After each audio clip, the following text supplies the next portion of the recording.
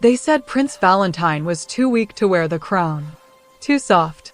Too afraid. She believed them. When she dragged him out of that frozen riverbed, his lips blue and his hands shaking, she thought she'd found the easiest ransom of her life. Just another pampered royal who'd crumble at the first sight of real blood. But then she noticed something strange.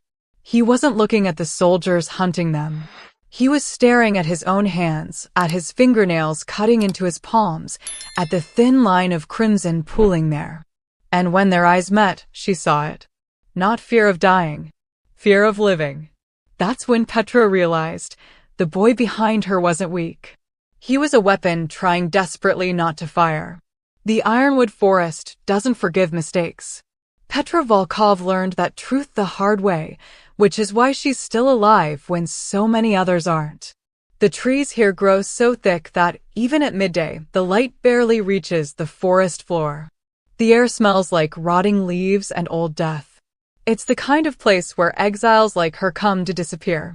She wasn't planning on being a hero today. She was tracking a deer, something to eat that wasn't tree bark, when she heard the screams. High-pitched. Panicked. Royal.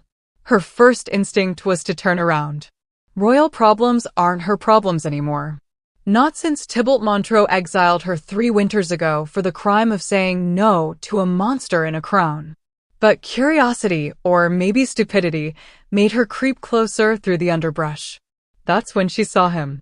Prince Valentine Cross, heir to the throne of Oakhaven, was on his knees in the mud. His expensive maroon robes were torn and filthy, the gold royal crest barely visible beneath the grime. 6 of Tybalt's elite soldiers surrounded him, their swords drawn, their wolf eyes gleaming with bloodlust. The prince looked exactly like the rumors described, small, fragile, terrified. A scholar playing dress-up in a warrior's world. One of the soldiers stepped forward, raising his blade for the killing blow. Petra's body moved before her brain caught up. Her sword, a scarred iron broadsword she'd named Fong, sang through the air and met the soldier's blade with a shower of sparks. The force of her strike sent him stumbling backward. The other 5 turned toward her, snarling. "Run!" she screamed at the prince, not bothering to look back at him. She didn't have time. The soldiers attacked as one, a coordinated pack assault that would have killed a lesser fighter in seconds. But Petra wasn't lesser. She was the woman who'd survived 3 years in the Ironwood alone. The woman who'd trained with the northern packs before Tybalt destroyed everything she loved. Her silver-white hair whipped around her face as she parried, blocked, and countered. Blood sprayed, not hers, thank the gods. One soldier went down clutching his throat. Another screamed as her blade found the gap in his armor. But there were too many. A blade sliced across her shoulder, and she felt the hot rush of her own blood. Pain exploded through her arm, but she couldn't stop. Couldn't slow down. Not yet. "I said run," she roared again, finally risking a glance back at the prince. He hadn't moved. Valentine was still on his knees, but something was wrong. His whole body was trembling, not with fear, but with restraint. His fingers dug into the earth so deeply that his nails bled. And his eyes. His eyes were no longer the soft brown she'd glimpsed before. They flickered with something else. Something crimson. Something ancient. "I can't," he whispered, his voice barely audible over the clash of steel. "What?" "I can't leave you," he said louder, and the anguish in his voice made her chest tighten. "Please. Please just knock me out. Tie me up. Do anything, but don't let me." A soldier lunged at her blind spot. Petra twisted, bringing her sword up just in time, but the movement tore open the wound on her shoulder. She gasped, stumbling. Blood ran hot down her arm, dripping onto the forest floor. And that's when she smelled it. Not her blood. His.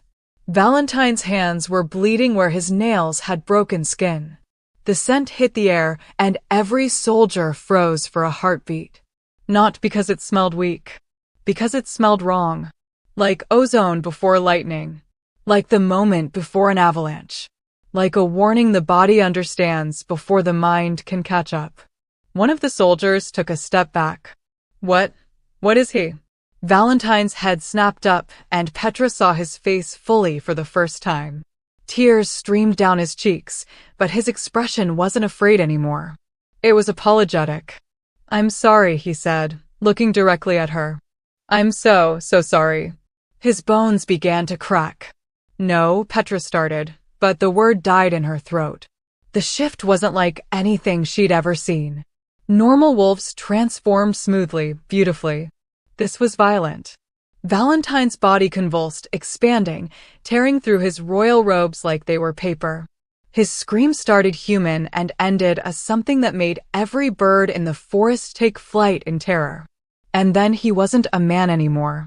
The creature that stood where Prince Valentine had knelt was massive, easily twice the size of any alpha Petra had ever seen. Its fur was midnight black, but veins of pulsing crimson light ran through it like molten lava beneath stone. Its eyes burned with an unholy red glow. The Red Leakin. The monster from the oldest, darkest legends. The beast that couldn't be controlled. Couldn't be reasoned with. Couldn't be stopped. One of Tybalt's soldiers tried to run. He made it 3 steps before the Red Leakin was on him. The sound of tearing metal and breaking bones echoed through the forest. The other soldiers attacked together, desperate, but it didn't matter. The creature moved like death incarnate, faster than anything that size should move, stronger than anything natural. In 30 seconds, it was over. 6 trained warriors lay dead or dying. The Red Leakin stood in the center of the carnage, its massive chest heaving, steam rising from its blood-soaked fur. And then it turned toward Petra. She should have run. Every survival instinct, she had screamed at her to run. But her legs wouldn't move. She was frozen, staring into those burning red eyes, watching as the beast took one massive step toward her. Then another. It lowered its head, bringing its enormous muzzle close to her face. She could feel its hot breath, could see her own reflection in its eyes. This was it. This was how she died. But then, impossibly, the beast stopped. A low whine escaped its throat. Not aggressive. Mournful. Petra's hand moved on instinct, reaching up slowly, carefully, until her bloodied fingers touched the thick fur of its snout. "Valentine," she whispered. The Red Leakin's eyes flickered. The crimson glow wavered. And in that moment, she saw him. The terrified prince. The gentle man who'd been trying so desperately not to hurt anyone. The man who was still trapped inside the monster. "Come back," she said, her voice steady despite her racing heart. "It's over. You can come back now." The beast shuddered. Its massive form began to shrink, the crimson light fading, the impossible strength receding. In moments, Valentine collapsed into the mud, human again, naked, shaking and sobbing. Petra dropped to her knees beside him, her wounded shoulder screaming in protest. She didn't care.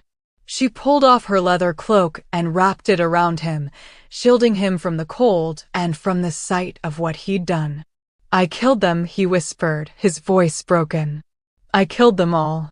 "You saved us," Petra corrected, her hand on the back of his neck, grounding him. "You saved my life. You don't understand." He looked up at her, his brown eyes red-rimmed and haunted. "This is what I am. This is why I can never be king. Why I can never." "Stop." She cut him off, her tone firm. "We don't have time for this. Tybalt's men won't be the last. We need to move. Now." She helped him to his feet, supporting his weight as he struggled to walk. Her shoulder throbbed with every step, but she ignored it. As they disappeared into the deeper shadows of the ironwood, one thought echoed in Petra's mind. She'd thought she was ransoming a coward. She'd just saved a king. Or maybe, she glanced at the trembling man leaning against her, maybe she'd saved something far more dangerous. Subscribe to see how this unfolds and comment where you're watching from. I will love to say hello to you just to know how far our story is going. The throne room of Oakhaven Castle smelled like death and expensive incense, a combination that made Valentine's stomach turn. The massive stone hall was packed with wolves, alphas from every pack in the kingdom, their eyes gleaming in the torchlight, their formal leathers creaking as they shifted restlessly. All of them were waiting for the words that would change everything. King Vlad Dragovin's body lay in state on a raised platform, draped in crimson silk embroidered with golden wolves. Even in death, he looked terrifying, a mountain of a man with scars that told stories of 100 battles. Valentine stood at the foot of the platform, trying not to look at his father's face, trying not to think about the fact that the most powerful wolf in the kingdom was gone and had left behind a power vacuum that would swallow them all. The royal scribe, an ancient wolf named Marcus with milky eyes, unrolled the parchment containing Vlad's final decree. The hall fell silent. By order of King Vlad Dragovin, Sovereign Alpha of Oakhaven, Protector of the Five Packs, written in sound mind in the presence of witnesses. Marcus's voice cracked with age, but carried through the hall. I hereby name my successor. Valentine felt every eye in the room turn toward Tybalt. His older brother stood on the opposite side of the platform, a perfect specimen of wolf nobility. Tall, broad-shouldered, with a face that looked like it had been carved from granite. Tybalt's black leather armor bore the marks of recent battle, dried blood still visible on the wolf head pauldrons. He was everything a king should be, everything Valentine wasn't. Tybalt's lips curved into a confident smile. I name as my heir, Marcus continued, his voice growing stronger, my youngest son, Valentine Cross, to take the throne upon my death and rule as King of Oakhaven. The silence lasted exactly 3 seconds. Then chaos erupted. This is madness, someone shouted from the crowd. The runt? He's naming the runt. He's never even shifted. This is a death sentence for the kingdom. Valentine wanted to disappear. Wanted the stone floor to open up and swallow him whole. Instead, he stood frozen, his hands trembling at his sides, as 100 wolves argued over whether he had the right to exist as their king. Tybalt's smile had vanished. His face had gone perfectly blank, which was somehow worse than rage. Valentine knew that expression. Had seen it before, right before Tybalt hurt someone. Silence. Marcus slammed his staff against the floor, and the sound echoed like thunder. The decree is law. King Vlad's word is absolute, even in death. His word is insanity, said Alpha Gregor, stepping forward from the crowd. He was the leader of the Eastern Pack, a grizzled warrior with more scars than skin. Prince Valentine has never demonstrated any of the qualities necessary to lead. He studies books while we fight wars. He refuses to hunt, refuses to train, refuses to even shift. How can he protect the kingdom when he cannot protect himself? Murmurs of agreement rippled through the hall. Valentine opened his mouth, though he had no idea what he was going to say. But before he could speak, Tybalt moved. His brother crossed the space between them in 3 long strides, climbing the platform steps with the easy grace of a natural predator. He stopped inches from Valentine, looming over him. Valentine was tall for a scholar, but Tybalt made him feel like a child. Brother, Tybalt said, his voice pitched low enough that only Valentine could hear. This is your chance to do the right thing. Refuse the crown. Tell them you're not fit to rule. Walk away, and I'll let you live out your days in some monastery, buried in your precious books. No one has to die. Valentine's throat was dry. He could smell the threat beneath the words, could see the calculation in Tybalt's eyes. His brother wasn't making an offer. He was delivering an ultimatum. Valentine's voice cracked. He cleared his throat and tried again. I don't want the crown. Relief flashed across Tybalt's face. But father chose me, Valentine continued, and watched the relief turn to ice. There must be a reason. I can't just. Can't you? Tybalt's hand shot out and gripped Valentine's shoulder, fingers digging in hard enough to bruise. To everyone else, it probably looked like a brotherly gesture. Valentine knew better. Look around, little brother. Count the wolves who want you dead. Count the ones who would follow you into battle. He leaned closer, his breath hot against Valentine's ear. You're going to get yourself killed. And you're going to get a lot of other people killed with you. Is that what you want? No, Valentine whispered. But I can't.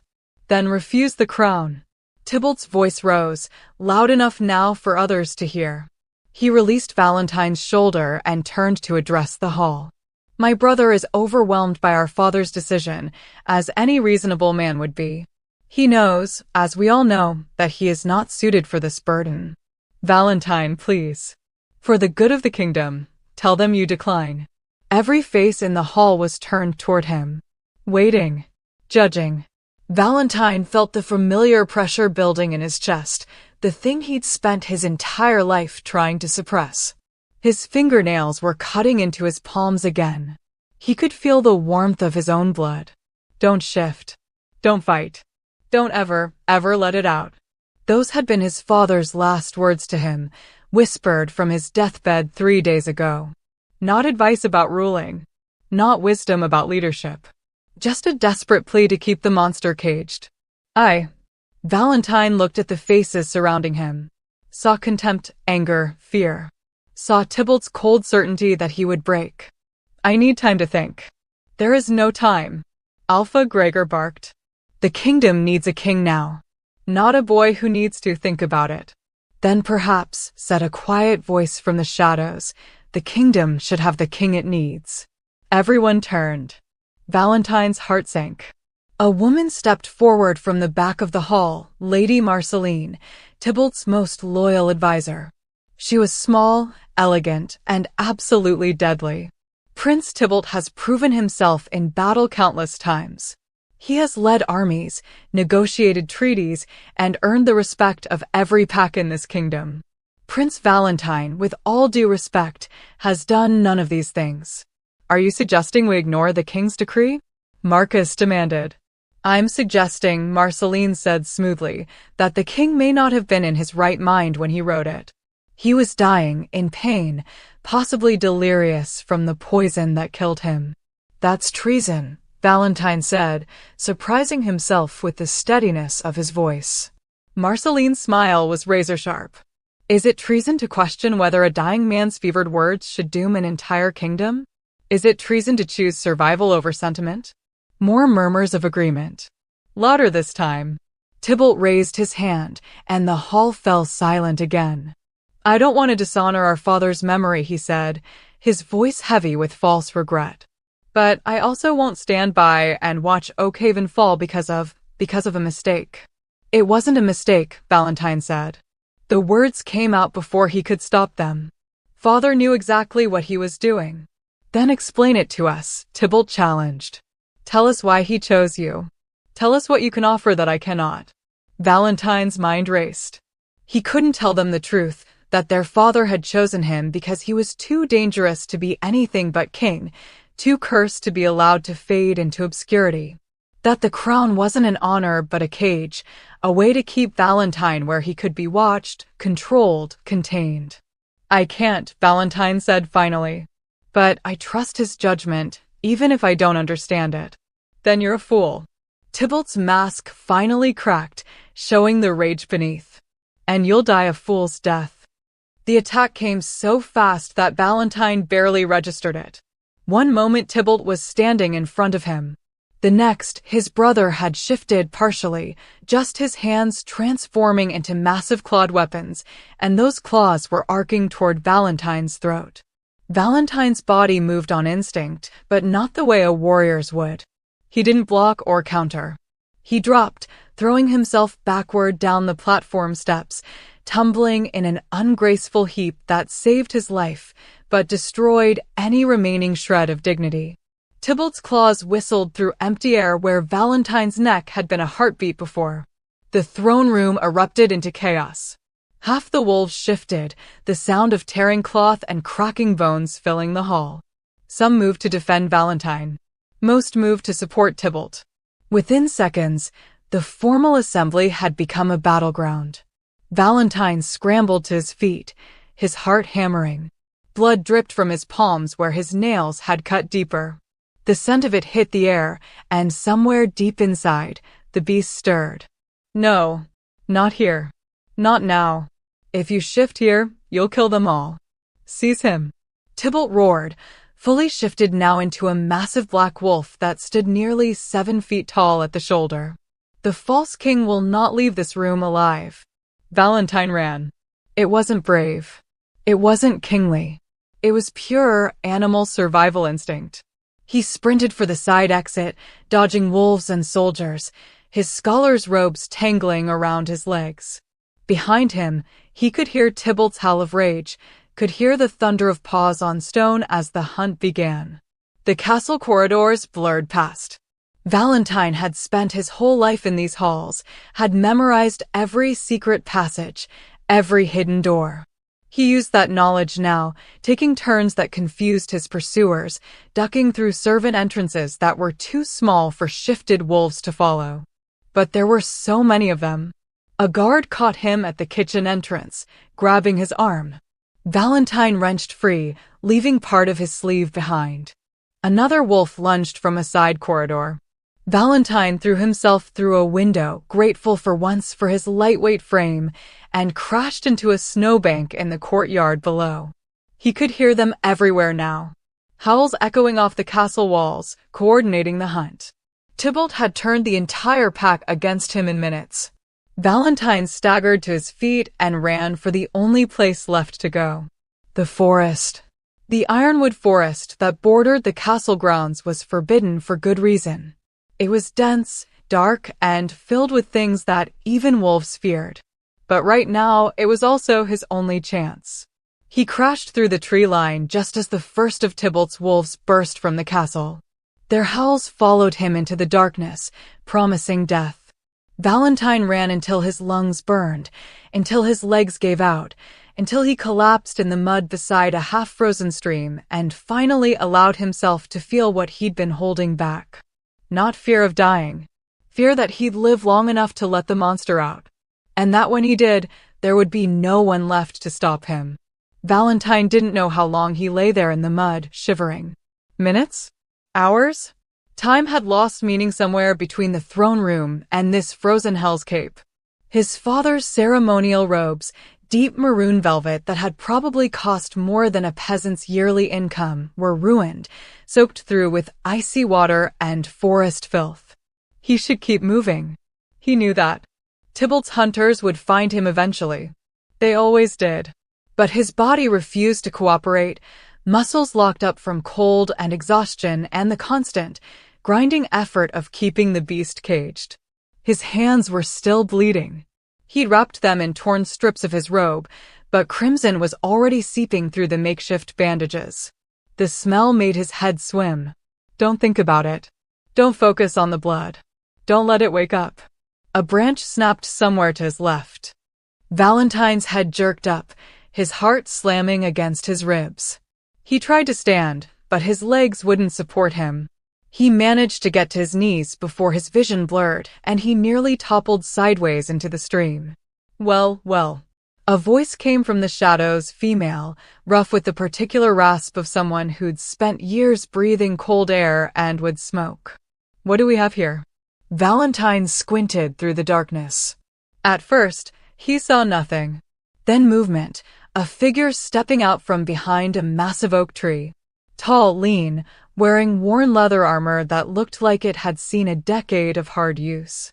And that hair, silver white even in the dim light filtering through the canopy, pulled back in a severe knot that exposed a face marked with old scars and fresh dirt.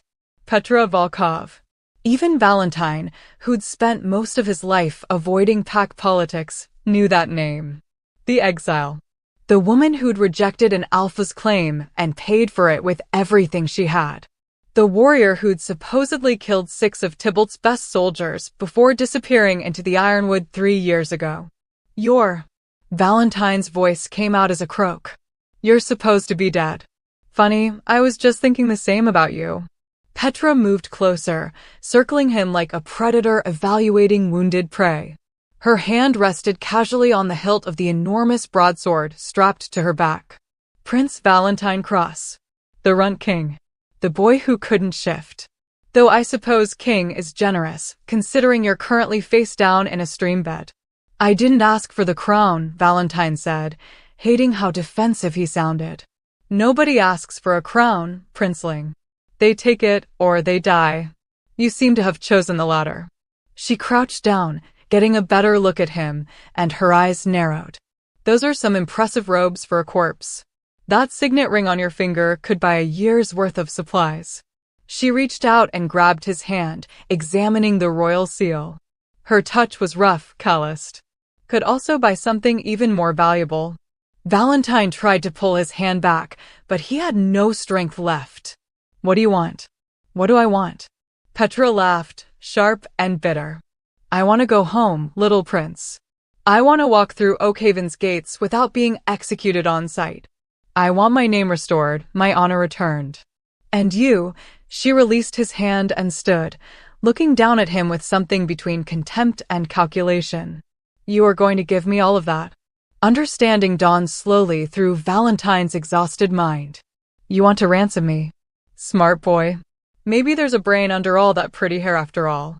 She grabbed his arm and hauled him to his feet with surprising strength. Valentine swayed, but her grip kept him upright.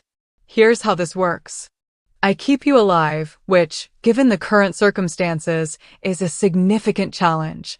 In return, when we reach somewhere with people who care whether you live or die, you write me a royal pardon and hand over enough gold to make my suffering worthwhile. Tybalt won't pay ransom, Valentine said. He'll pay to have me killed, but not to keep me alive. Then it's lucky for both of us that your brother isn't the only one with resources in this kingdom. Petra started walking, still gripping his arm, half dragging him when he stumbled. There are plenty of nobles who'd love to have the rightful king in their debt. Old families who hate Tybalt more than they hate the idea of a weak ruler. We just have to reach them before your brother's men turn you into wolf food. Valentine wanted to argue, wanted to tell her that she was wasting her time, that he was more dangerous than any of Tybalt's hunters. But his teeth were chattering too hard to form words, and besides, what was the alternative? Lie down in the mud and wait to die? They walked in silence for what felt like hours. Petra moved through the forest with the easy confidence of someone who knew every tree, every hidden path. Valentine just tried not to fall on his face. Finally, when full darkness had fallen and Valentine was about to collapse again, Petra stopped. They'd reached a small clearing where someone, Petra, presumably, had built a rough shelter against an enormous fallen tree. It wasn't much more than a lean-to covered with branches and animal hides, but it was dry and out of the wind. Sit, Petra commanded, shoving him toward the shelter. Valentine sat, grateful beyond words to be off his feet. Petra moved around the clearing with practiced efficiency, building a small fire, pulling dried meat from a cache hidden in the tree roots, filling a battered tin cup with water from a nearby spring. Drink, she said, thrusting the cup at him. He drank. The water was so cold it made his teeth ache, but it was clean, and he was desperately thirsty. Petra settled on the opposite side of the fire, watching him with those sharp, predator eyes. In the firelight, Valentine could see her more clearly. She was older than he'd thought, probably in her late 20s, with the kind of weathered beauty that came from surviving in harsh conditions. Her face was all hard angles and sharper edges, but there was something compelling about it. Something that made him want to keep looking, even though he knew staring was probably a bad idea. You're shivering, she observed, not unkindly. I'm cold. No, I mean really shivering. Like you're about to shake apart. She leaned forward, studying him more intently. When's the last time you shifted? Valentine's hands clenched involuntarily. I don't shift. Right, I forgot. The prince who can't shift. She said it like she was discussing a child who couldn't tie his own shoes. How is that even possible? You're what, 20? 22? Every wolf shifts for the first time by puberty at the latest. I'm 23, Valentine said quietly. And I can shift. I just don't. Petra's eyebrows rose. Don't or can't. Don't. That's the stupidest thing I've ever heard. Do you have any idea what you're doing to your body? Wolves aren't meant to suppress their nature indefinitely. It builds up, causes problems. Physical problems, mental problems. She stopped, eyes narrowing. Wait, is that why you're shaking? How long has it been since you last shifted? Never. The word came out flat, emotionless. Valentine had learned long ago not to show vulnerability when discussing this topic. I've never shifted. The silence that followed was profound. Petra stared at him like he'd just admitted to being part vampire. That's impossible, she said finally. It's true. You've never shifted. Not once. Not even during puberty, when the change is involuntary. She stopped again, and Valentine could see the pieces clicking together in her mind. Unless you were drugged. Unless someone was suppressing it artificially. Valentine said nothing, which was as good as a confirmation. Gods, Petra breathed. Your father did this to you. King Vlad kept you drugged your entire life to prevent you from shifting. Why would he? Her expression changed, hardened. You're not defective. You're dangerous. I'm not. Don't lie to me, Princeling. I've lived in this forest for 3 years. I know what real weakness looks like, and you're not it. You're terrified, but not of dying. You're terrified of fighting back. She stood abruptly, hand moving to her sword. What are you? What happens if you shift? Valentine met her eyes across the fire. For a moment, he considered telling her the truth. Considered warning her that she'd just dragged a loaded weapon into her shelter, that keeping him alive was the most dangerous decision she could possibly make. But if he told her, she'd either kill him immediately or run, and either way, he'd be alone again. And despite everything, despite the cold and the fear and the crushing weight of the crown he'd never wanted, he discovered he didn't want to be alone. Nothing happens, he lied. I was born wrong. A human defect in a wolf's body. My father was ashamed, so he made up the drug story to explain why his son was broken. Petra studied him for a long moment, and Valentine was certain she could see through the lie. But finally, she sat back down. Fine, she said. Keep your secrets, Princeling. But you should know, if you become a liability, I will leave you behind. I'm helping you because you're valuable, not because I care whether you live or die. Understand? Yes. Good. She tossed him a piece of dried meat. Eat something. We move at first light. Your brother's hunters will find this place eventually, and I'd rather not be here when they do. Valentine caught the meat, but didn't eat it immediately. His stomach was twisted in knots, and food seemed impossible. Why do you hate Tybalt? He asked instead. Petra's expression went carefully blank. That's none of your business. You mentioned old families who hate him. But you spoke like it was personal. Everything in this kingdom is personal. She pulled her knees up to her chest, wrapping her arms around them. In that moment, she looked younger, more vulnerable. Your brother is a monster who thinks his strength gives him the right to take whatever he wants. Some of us disagreed. Some of us paid the price. He claimed you were his fated mate. Petra's head snapped up, eyes flashing with rage. He claimed a lot of things. Most of them were lies designed to justify what he did. She stood again, too agitated to sit still. I don't want to talk about this. Especially not with you. Why especially not me? Because you're his brother. Because you wear the same face, carry the same blood. Because looking at you reminds me of... She stopped, jaw clenched. Just eat your food and get some sleep, Prince. Tomorrow's going to be a long day. She turned her back on him, moving to the edge of the firelight to stand watch. The conversation was clearly over. Valentine forced himself to chew the dried meat, though it tasted like ash in his mouth. His hands had stopped bleeding finally, but he could still smell it. Could still feel the beast stirring in response, testing the edges of its cage. He wrapped his arms around himself and tried not to think about what would happen if that cage ever broke. Tried not to think about the fact that Petra Volkov, exile and warrior, had just bet her life on keeping him alive. Had no idea she'd actually betted on keeping a monster from breaking loose. Valentine closed his eyes and prayed for dreamless sleep. He didn't get it. He never did. Dawn came too early and brought death with it. Petra woke Valentine before the sun had fully risen, one hand clamped over his mouth, the other gesturing sharply for silence. Her eyes were hard, focused, and he could see the tension in every line of her body. Scouts, she breathed, barely audible. 3 of them. Maybe a quarter-mile out, moving this way. Valentine's heart kicked into overdrive. He nodded to show he understood, and Petra removed her hand from his mouth. They moved in absolute silence, Petra gathering her few possessions while Valentine tried to make himself useful by scattering the remains of their fire. But they weren't fast enough.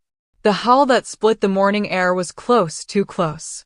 It was answered immediately by 2 more, coming from different directions. They'd been surrounded while they slept. "Run," Petra said, her voice flat and calm in the way that meant she was absolutely terrified but refusing to show it. She drew her massive broadsword, Fong, Valentine remembered, and the metal sang as it cleared the leather sheath. "I can help," Valentine started.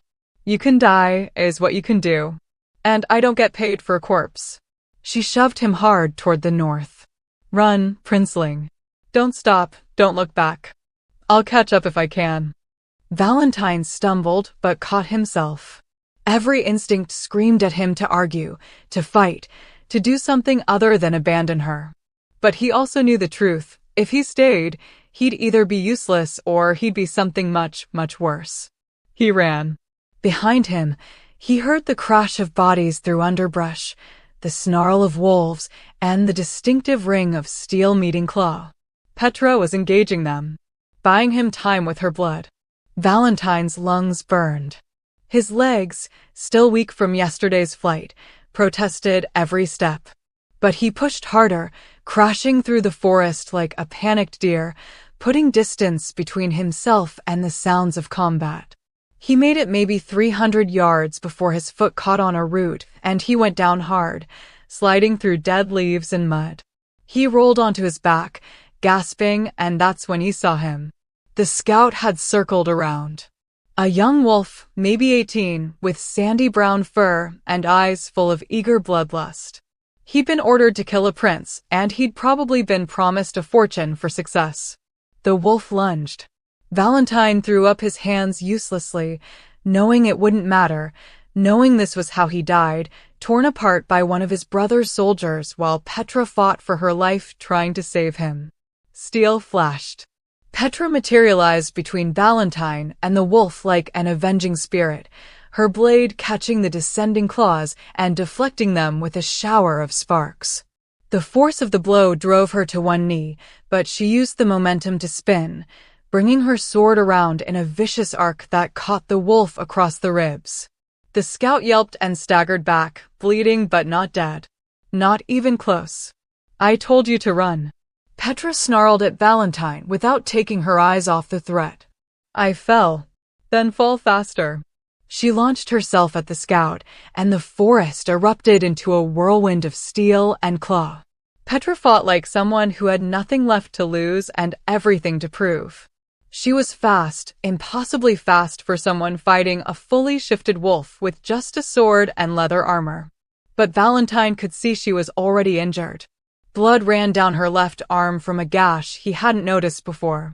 Her movements, while still deadly, had the slight hitch that meant she was favoring her ribs. The scout seemed to realize it too. He pressed harder, using his size and strength to drive her backward, to wear her down. And then the other 2 arrived. They came from opposite sides of the clearing, a gray wolf built like a battering ram and a smaller, faster black wolf with white markings around its muzzle. Both bore Tybalt's colors woven into leather collars. Both looked at Petra like they'd just spotted dinner. "Oh, hell," Petra muttered. The gray wolf howled, not a hunting call, but a signal. Calling more. Because 3 against 1 warrior wasn't enough. Valentine's fingers dug into the forest floor. His nails, already damaged from yesterday, tore through bark and dirt. Blood welled up, fresh and hot. "No, not yet. You can't. If you shift, you'll kill everyone, including her." But watching her fight alone felt like dying. Petra was magnificent. Even outnumbered 3-1, she made them work for every inch. Her blade wove patterns in the air, finding gaps in their defenses, drawing blood. But there were too many of them, and they were coordinating now, working as a pack to corner her. The sandy wolf lunged while Petra was engaged with the gray. She twisted, managed to block, but the black wolf saw the opening and went for it. Claws raked across Petra's shoulder, the same shoulder she'd injured yesterday, and she screamed. The sound hit Valentine like a physical blow. The black wolf pressed its advantage, driving Petra backward toward a massive oak tree. She was trapped now, bleeding from multiple wounds, her breath coming in ragged gasps. Valentine's vision blurred red at the edges. No. Please. Not yet. The gray wolf moved in for the kill, drawing back massive jaws full of teeth that could crush bone. Petra raised her sword in a last, desperate defense. Stay down, little prince, she roared, even now, even bleeding and trapped, still trying to protect him with her words, if not her body. Something inside Valentine cracked. Not broke, not yet, but cracked. And through that crack, the beast began to seep. His hands weren't hands anymore. Claws erupted from his fingertips, longer, sharper, darker than any normal wolf's. His bones began to shift, grinding against each other in ways that should have been agonizing, but felt more like relief. Like finally letting out a breath he'd been holding his entire life. The scent that rolled off him made all three wolves freeze mid-attack. It wasn't the smell of prey. It wasn't even the smell of a rival predator. It was the smell of an apex predator. Something ancient. Something that shouldn't exist anymore. The black wolf turned first, looking back at where Valentine crouched. Its eyes went wide with an instinctive, primal terror. Valentine, no. Petra's voice cut through the red haze. Don't. Please don't. He wanted to listen to her. Gods, he wanted to listen. But the gray wolf was turning back to her now, having decided that whatever Valentine was, finishing their current prey was more important. That was its last mistake. Valentine felt his body begin the full transformation. Felt his spine lengthening, his muscles expanding, his jaw reshaping itself into something designed for maximum destruction. The pain was excruciating and glorious all at once. But then Petra screamed not in fear, but in rage and pain. The gray wolf had bitten down on her sword arm, trying to disarm her. Blood sprayed, bright and arterial. The smell of it hit Valentine like lightning. And just like that, he slammed the cage door shut. The transformation reversed violently. Bones cracked back into human shape. Claws retracted. The red haze receded, leaving him gasping and shaking on the forest floor, still human but barely, his whole body screaming in protest at the interrupted shift. He'd stopped it. But the effort left him weak as a newborn, unable to even stand. The wolves hesitated, confused by what they'd just witnessed. That moment of confusion saved Petra's life. She wrenched her arm free from the gray wolf's jaws, leaving behind a chunk of leather and flesh, and swung her blade in a wild arc. It caught the wolf across the face, not a killing blow, but enough to make it rear back, howling. Run! Petra screamed at Valentine again, and this time her voice was raw with something that might have been fear. Not of the wolves.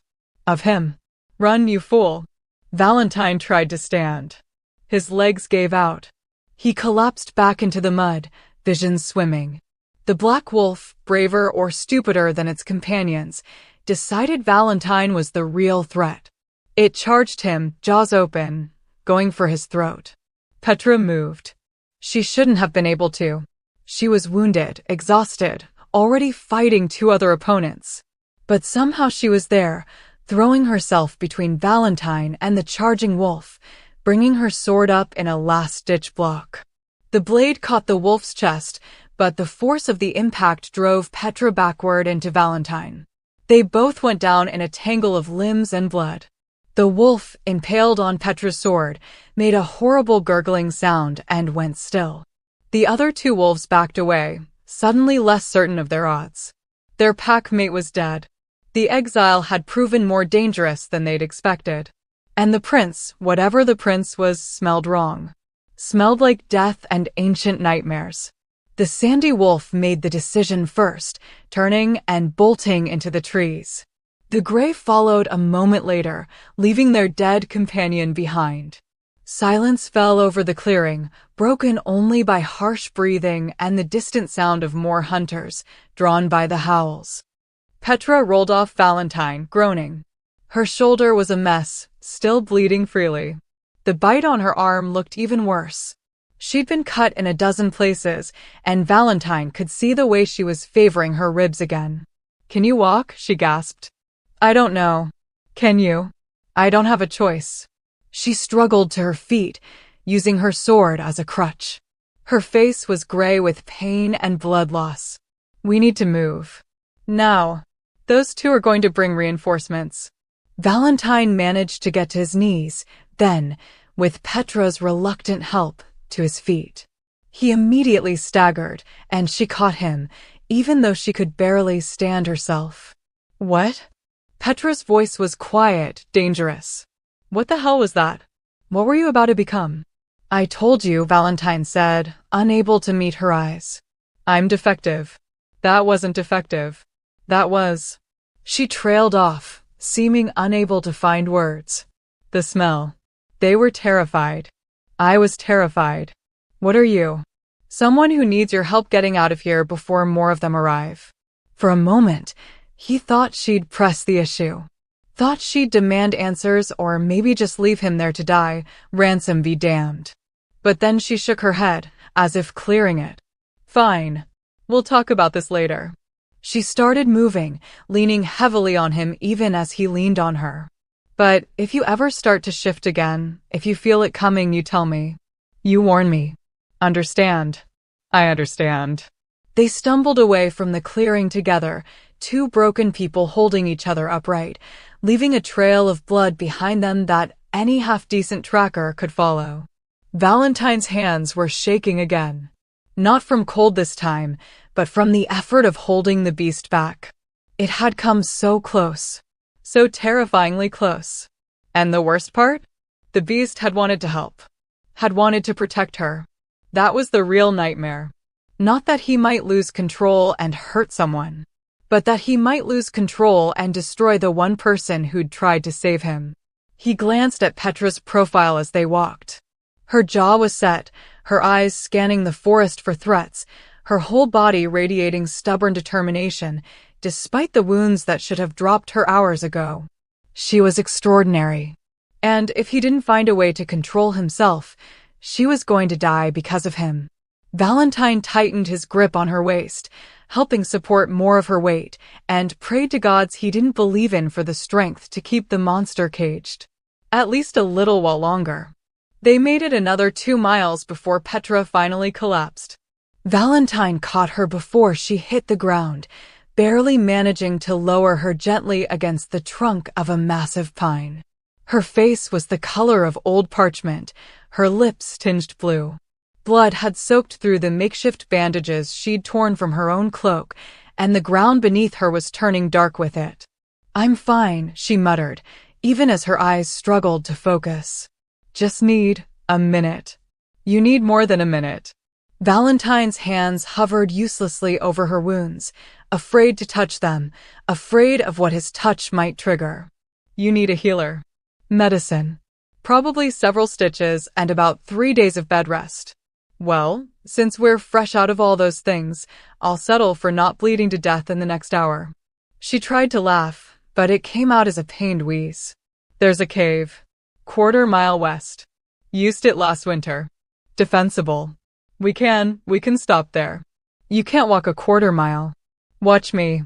She tried to stand, made it about 6 inches off the ground before her legs gave out completely. Valentine caught her again, and this time he didn't let go. He shifted her weight, trying to figure out how to carry someone who was both taller and far more muscular than him without dropping her on her head. "What are you doing?" Petra demanded. "What does it look like I'm doing?" "It looks like you're about to get us both killed. You can barely walk yourself." "Then I guess we'll crawl together." Valentine managed to get one of her arms around his shoulders, his other arm supporting her waist. She was heavy, solid muscle and leather armor, but adrenaline gave him strength he didn't know he had. Which direction? Petra looked like she wanted to argue, but blood loss was making her fuzzy. She lifted one shaking hand and pointed. That way. Follow the rocks. Big gray rocks. They moved through the forest like a single, broken creature. Valentine's legs screamed with every step, and he could feel Petra getting heavier as consciousness slipped further from her grasp. But he kept moving, following the gray rocks she'd mentioned, driven by something he didn't want to examine too closely. She'd saved him. Twice now. Thrown herself between him and death without hesitation, even though he was supposedly just a payday to her. The least he could do was make sure she lived long enough to collect. The cave, when they finally reached it, was more of a deep overhang in a rocky outcropping, but it was dry and well hidden behind a curtain of dead vines. Valentine half carried, half dragged Petra inside and lowered her as gently as he could onto the dirt floor. She was unconscious now, her breathing shallow and rapid. The shoulder wound was still bleeding, and the bite on her arm looked angry and inflamed. Valentine's hands shook as he looked at her. He had no idea what to do. He was a scholar, not a healer. He knew theory, had read dozens of books on battlefield medicine, but reading about stopping arterial bleeding and actually doing it were very different things. Think, he muttered to himself. You've studied this. You know this. First, stop the bleeding. He searched through Petra's pack with trembling fingers, finding a water skin, some dried herbs he couldn't identify, and a small knife. He used the knife to cut away the ruined leather around her shoulder, exposing the wound fully. It was bad. Deep parallel cuts from the black wolf's claws, cutting through muscle. But it had missed the major vessels. If it hadn't, she'd already be dead. Small mercies. He tore strips from his own ruined robe, the maroon velvet was good for something at least, and pressed them firmly against the wounds. Petra didn't even flinch. That was either very good or very bad, and Valentine didn't want to think about which. The bleeding slowed, then stopped. Valentine tied the makeshift bandages as tightly as he dared, then moved to the bite on her arm. This one was worse, puncture wounds from teeth that had gone deep. These would definitely get infected if he didn't clean them properly. He looked at the water skin, then at the wounds, then back at the water skin. This was going to hurt. A lot. I'm sorry, he whispered, even though she couldn't hear him. He poured the water directly into the wounds, washing away blood and dirt. Petra's body jerked, and a low groan escaped her lips, but she didn't wake. Valentine worked quickly, cleaning each wound as thoroughly as he could, then bandaging them with more strips of velvet. The smaller cuts he treated the same way: clean, bandage, move on. It took nearly an hour, and by the end his hands were covered in her blood and his own, because his palms had started bleeding again from the stress. When he was finally done, Petra looked like a poorly wrapped present, covered in burgundy bandages, but at least she wasn't actively dying anymore. Her breathing had evened out, and some color had returned to her face. Valentine sat back against the cave wall, exhausted beyond measure. His own hands needed tending, but he couldn't bring himself to care. The smell of blood, his, the wolves from earlier, filled the small space, making his head swim and his stomach churn. The beast stirred. Not now. Please, not now. She needs me to be human right now. He dug his fingernails into his thighs, using the pain to focus, to push the red haze back. It retreated, reluctantly, like a wolf slinking back into shadows, but still watching, still waiting. Valentine closed his eyes and tried to steady his breathing. They were safe for the moment. Hidden. Petra was stable. He just needed to keep watch, make sure no one found them, and let her heal enough to move again. Simple. He must have dozed off, because when he opened his eyes again, the light filtering into the cave had changed. Late afternoon, maybe early evening. And Petra was awake, watching him with an expression he couldn't quite read. You're still here, she said, her voice rough and dry. Where else would I go? Away. While I was unconscious and couldn't stop you. That would have been the smart move. Valentine reached for the water skin and brought it to her lips. I've been told I'm not very smart. She drank gratefully, then pushed the skin away. Her eyes traveled down to his blood-stained hands, then to the bandages covering her body. You did this. I've read a lot of books on field medicine. First time putting it into practice. He tried for a smile. How do I rate as a healer? You're alive, and I'm alive, so I'd say better than average. She tried to sit up, winced, and settled for propping herself against the cave wall instead. The shoulder. Deep cuts, but clean. Should heal without complications if we keep it clean. The arm. Bite wound. Those tend to get infected, but I washed it as best I could. We'll need to watch it. Petra was quiet for a moment, studying him with those sharp eyes. You know what you're doing. This isn't just book learning. Valentine looked away. I've spent a lot of time studying how to repair damage. It seemed prudent. Because you knew someday you might have to clean up after yourself? After whatever you are. There it was. The question he'd been avoiding since the fight.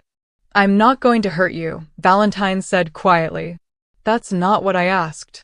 It's the only answer that matters. Petra shifted, trying to get comfortable and failing.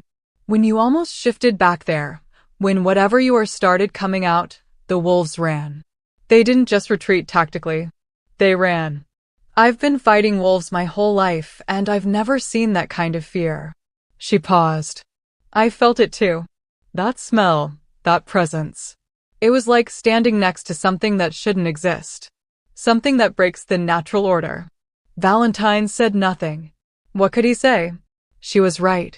Your father knew, Petra continued. That's why he named you heir, isn't it? Not because you were worthy, but because you were too dangerous to be anything else. Keep you where he could control you, where the kingdom could contain you if necessary. You're remarkably perceptive for someone who's been living in a cave. Don't deflect. I deserve to know what I'm protecting. You're not protecting me, Valentine said, meeting her eyes. You're protecting yourself and everyone around me. That's what I do, Petra. I stay human, I stay weak, I stay controlled. Because if I don't... He looked down at his bandaged hands. If I don't, a lot of people die. Good people. Innocent people. People like you. What are you? She asked again, softer this time. Does it matter? The end result is the same. I can't shift. I can't fight. I can't be what everyone expects a king to be, because the alternative is genocide. The words came out bitter, years of frustration and self-loathing packed into each syllable. So yes, I'm weak. I'm pathetic. I'm everything they say I am. But at least I'm not a mass murderer. Petra was silent for a long moment. Then, that's why you ran from the throne room. Yes. And why you wouldn't help me fight the scouts. Yes. And why you looked absolutely terrified when I got hurt. Valentine nodded, not trusting his voice. That's... Petra shook her head slowly. That's the most selfless act of cowardice I've ever seen. He laughed, sharp and humorless. Is that supposed to make me feel better? I don't know. Does it? Not particularly. She shifted again, trying to find a position that didn't hurt, and Valentine moved closer instinctively, adjusting the cloak he'd used as a pillow to support her back better. Thank you, Petra said quietly. For not leaving. For this. She gestured at the bandages. You didn't have to. Yes, I did. You saved my life. I'm trying to ransom you. That's not exactly heroic. You threw yourself in front of a charging wolf. That's pretty definitively heroic, regardless of motivation. Petra's lips twitched in what might have been the start of a smile. Fair point. She looked at him, really looked at him, and Valentine felt suddenly exposed in a way that had nothing to do with danger. You're not what I expected, Princeling. What did you expect? Honestly? A spoiled, useless royal who'd cry at the first sign of hardship and slow me down until I could find someone to buy him. She paused. Instead, I got someone who knows battlefield medicine, can walk 20 miles on sheer willpower, and is apparently harboring an apocalypse wolf inside his body while maintaining a surprisingly gentle bedside manner. I contain multitudes, Valentine said dryly. This time she definitely smiled. Small, tired, but real. Apparently. They sat in silence for a while, the dying light painting long shadows across the cave floor. Outside, birds called to each other, settling in for the night. The forest was peaceful, quiet, giving no sign that wolves were hunting them or that a kingdom was tearing itself apart. "Why don't you fight?" Petra asked eventually. "Not shift, I understand that. But fight as a human. You could learn swordplay, archery, tactics.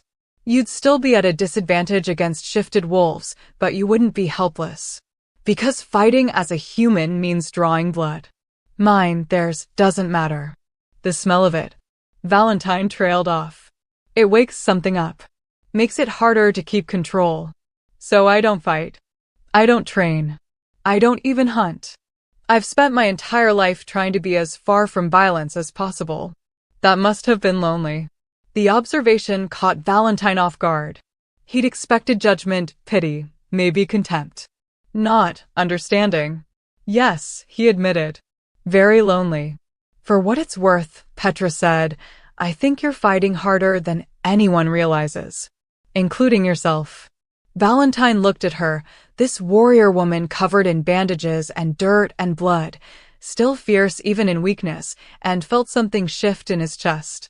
Something warm and terrifying and completely inappropriate given their circumstances. "You need rest," he said, deflecting. "I'll keep watch. Wake me in a few hours. You need sleep too." "I will."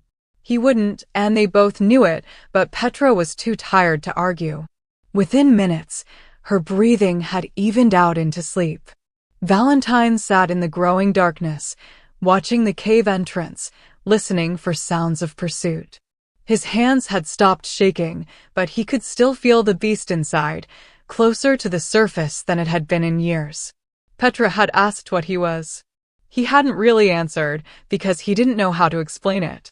How to make her understand that he wasn't just suppressing a wolf. He was suppressing something older, something that existed before the packs, before the kingdoms, before civilization itself. Something that remembered when humans were prey. He looked down at his bandaged hands and thought about the way Petra had looked at him when he'd finished treating her wounds.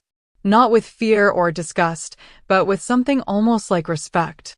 For one brief, dangerous moment, Valentine let himself imagine a different life. One where he wasn't a walking apocalypse. Where he could be strong without being a monster. Where he could protect someone like Petra instead of being the thing she needed protection from. But that wasn't his life. That would never be his life. All he could do was hold the cage shut and hope it was enough. Petra's fever started sometime in the night. Valentine noticed when her breathing changed, becoming faster, shallower, punctuated by small sounds of distress. He moved to her side, pressing the back of his hand against her forehead. She was burning up. "No, no, no," he muttered, checking her bandages. The shoulder wound looked clean, but the bite on her arm had an angry red ring spreading outward from the punctures. Infection, exactly what he'd feared. Petra's eyes fluttered open, unfocused and glassy. "Cold," she mumbled. "Why is it so cold?" "You have a fever. Your body thinks it's cold because it's trying to burn out the infection." Valentine grabbed his ruined cloak and spread it over her, though he knew it wouldn't help. The cold she felt wasn't real. "Tybalt," she said suddenly, trying to sit up. "He's here. He found us." "Should know. You're safe. It's just the fever talking." Valentine gently pushed her back down, and she went without much resistance, which told him how bad off she really was. They needed medicine. Real medicine, not just clean water and hope. The herbs in her pack were too dry, too old to be effective. What they needed was yarrow for the infection, willow bark for the fever, maybe some honey to pack the wounds. Valentine stopped. He knew exactly where to find those things. He'd seen them on the journey here, had automatically cataloged medicinal plants the way he always did, a habit from years of preparing for the possibility that someday he might need to treat his own wounds. Wounds he couldn't risk taking to a palace healer who might ask questions. But going to gather them meant leaving Petra alone and defenseless. He looked at her flushed face, listened to her labored breathing. Without treatment, the infection would spread. She'd be dead by morning. The choice wasn't really a choice at all. Valentine grabbed the small knife from Petra's pack and tucked it into his belt. He took one more look at her, memorizing the location in case he got turned around in the dark, then slipped out of the cave. The forest at night was a different creature entirely. Every shadow held potential threats. Every sound could be a hunter closing in. Valentine moved as quietly as he could, which wasn't very quiet. He'd never learned the skills of stalking and hunting that every wolf child mastered, but he made up for it with determination. The yarrow was easy to find, growing in a small clearing about 100 yards from the cave. He gathered as much as he could carry, crushing some of it between his palms to release the oils that would fight infection. The willow was trickier. He had to follow the sound of running water to a narrow stream, then search along the banks until he found a young willow tree.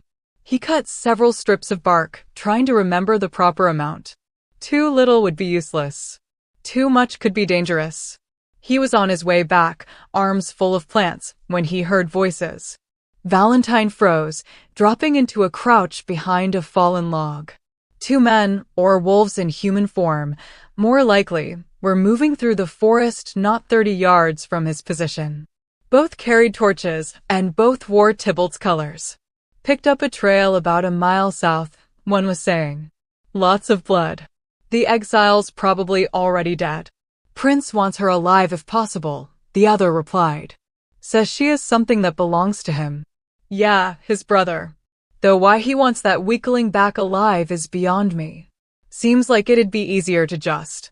Not our place to question. We find them, we bring them back. Both of them. Those are the orders. They moved on, their torchlight fading into the distance. Valentine waited until he couldn't hear their footsteps anymore, then waited another 5 minutes to be sure, before finally standing on shaking legs. They were still searching. Still hunting. And they were close, too close. He hurried back to the cave, nearly tripping twice in his haste.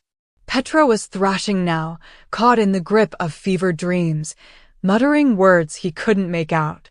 Valentine crushed the yarrow into a paste using a flat rock, then carefully cleaned the infected wound again before packing it with the plant matter. Petra cried out, a sound of pure agony, but didn't fully wake. I'm sorry, Valentine whispered, working as quickly as he could. The willow bark he boiled in Petra's tin cup over a tiny, carefully controlled fire, creating a bitter tea that he knew would help with the fever if he could get her to drink it. Petra, he said softly, lifting her head. I need you to drink this. Just a few sips. Her eyes opened, but she wasn't really seeing him. Father, she mumbled. I told you I won't go back. I won't. It's Valentine. You're safe. But I need you to drink. He managed to get some of the tea into her, though more of it ended up on her chin than down her throat. But it was something. It had to be enough. The night dragged on. Valentine kept watch at the cave entrance, ears straining for any sound of approaching hunters, while behind him Petra fought her own battle against infection and fever. Somewhere around midnight, she started talking again. This time, Valentine could make out the words. Shouldn't have said no, she whispered. Should have just let him. Would have been easier. Everyone said so. My mother, the council, everyone. He's an alpha, Petra. You should be honored. But his eyes. I saw what was in his eyes. Knew what he'd do once he had me. She laughed, a broken sound. Guess I knew anyway. Just took him longer. Valentine's hands clenched. He knew, intellectually, that Tybalt was cruel. Had seen evidence of it his whole life. But hearing the pain in Petra's voice, understanding what his brother had done to her, to drive her from her home, her pack, everything she knew. The beast stirred, responding to his anger. No. Control it. She doesn't need a monster right now. She needs a healer. He took slow, careful breaths until the red haze receded, then went back to Petra's side. She was still burning up, but the tea seemed to be helping slightly. Her thrashing had calmed. You were right to say no, Valentine told her, knowing she probably couldn't hear him but needing to say it anyway. You were brave. Braver than anyone gave you credit for, including yourself. He dampened a strip of cloth with water and pressed it to her forehead, cooling her skin. I understand why you hate him, he continued. Why you hate all of us, probably. We wear the same face. Carry the same name. But Petra, I swear to you, I swear on whatever's left of my soul, I am not him. I will never be him. Even if it means being weak, being pathetic, being everything they say I am. I'd rather be a coward than a monster like Tybalt. Petra's hand shot out, surprisingly strong despite her weakened state, and caught his wrist.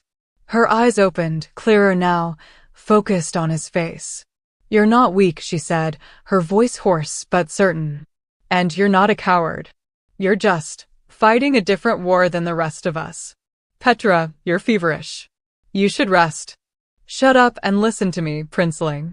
She tightened her grip. I've fought real cowards. Men who ran at the first sign of danger, who sacrificed others to save themselves. You're not that. You stayed when you could have run. You treated my wounds when you could have left me to die. You went out into a forest full of hunters to gather medicine. She paused, struggling for breath. That's not weakness. That's strength. Different kind, but strength all the same. Valentine felt something crack inside his chest. He'd spent so many years being told he was worthless, being shown evidence of his own inadequacy, that hearing someone, especially someone like Petra, say otherwise felt like being offered water after decades in a desert. Thank you, he managed. Don't thank me.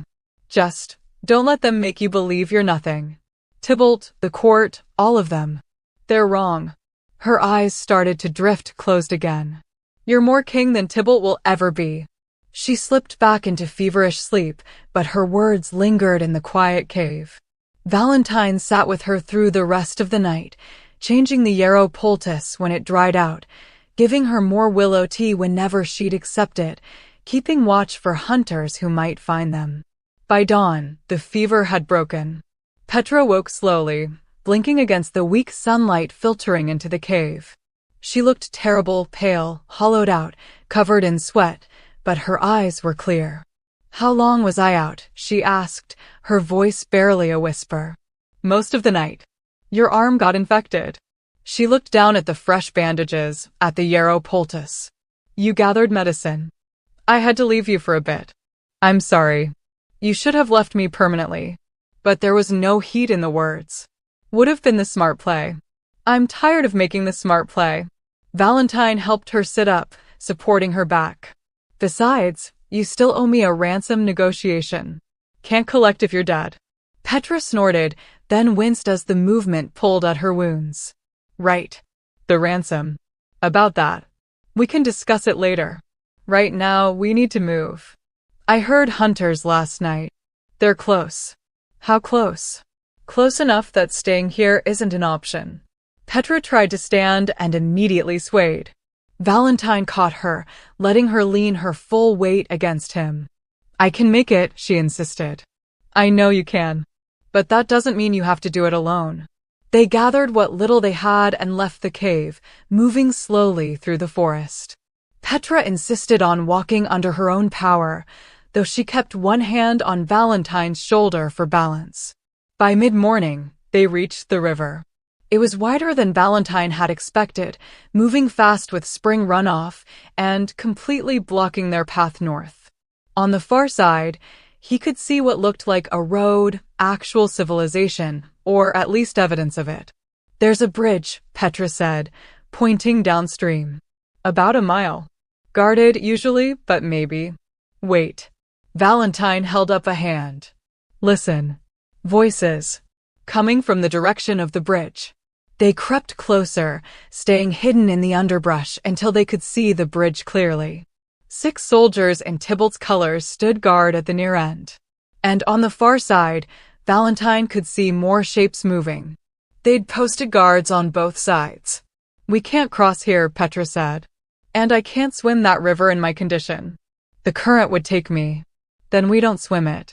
Valentine studied the soldiers, noting their positions, their weapons, the way they moved.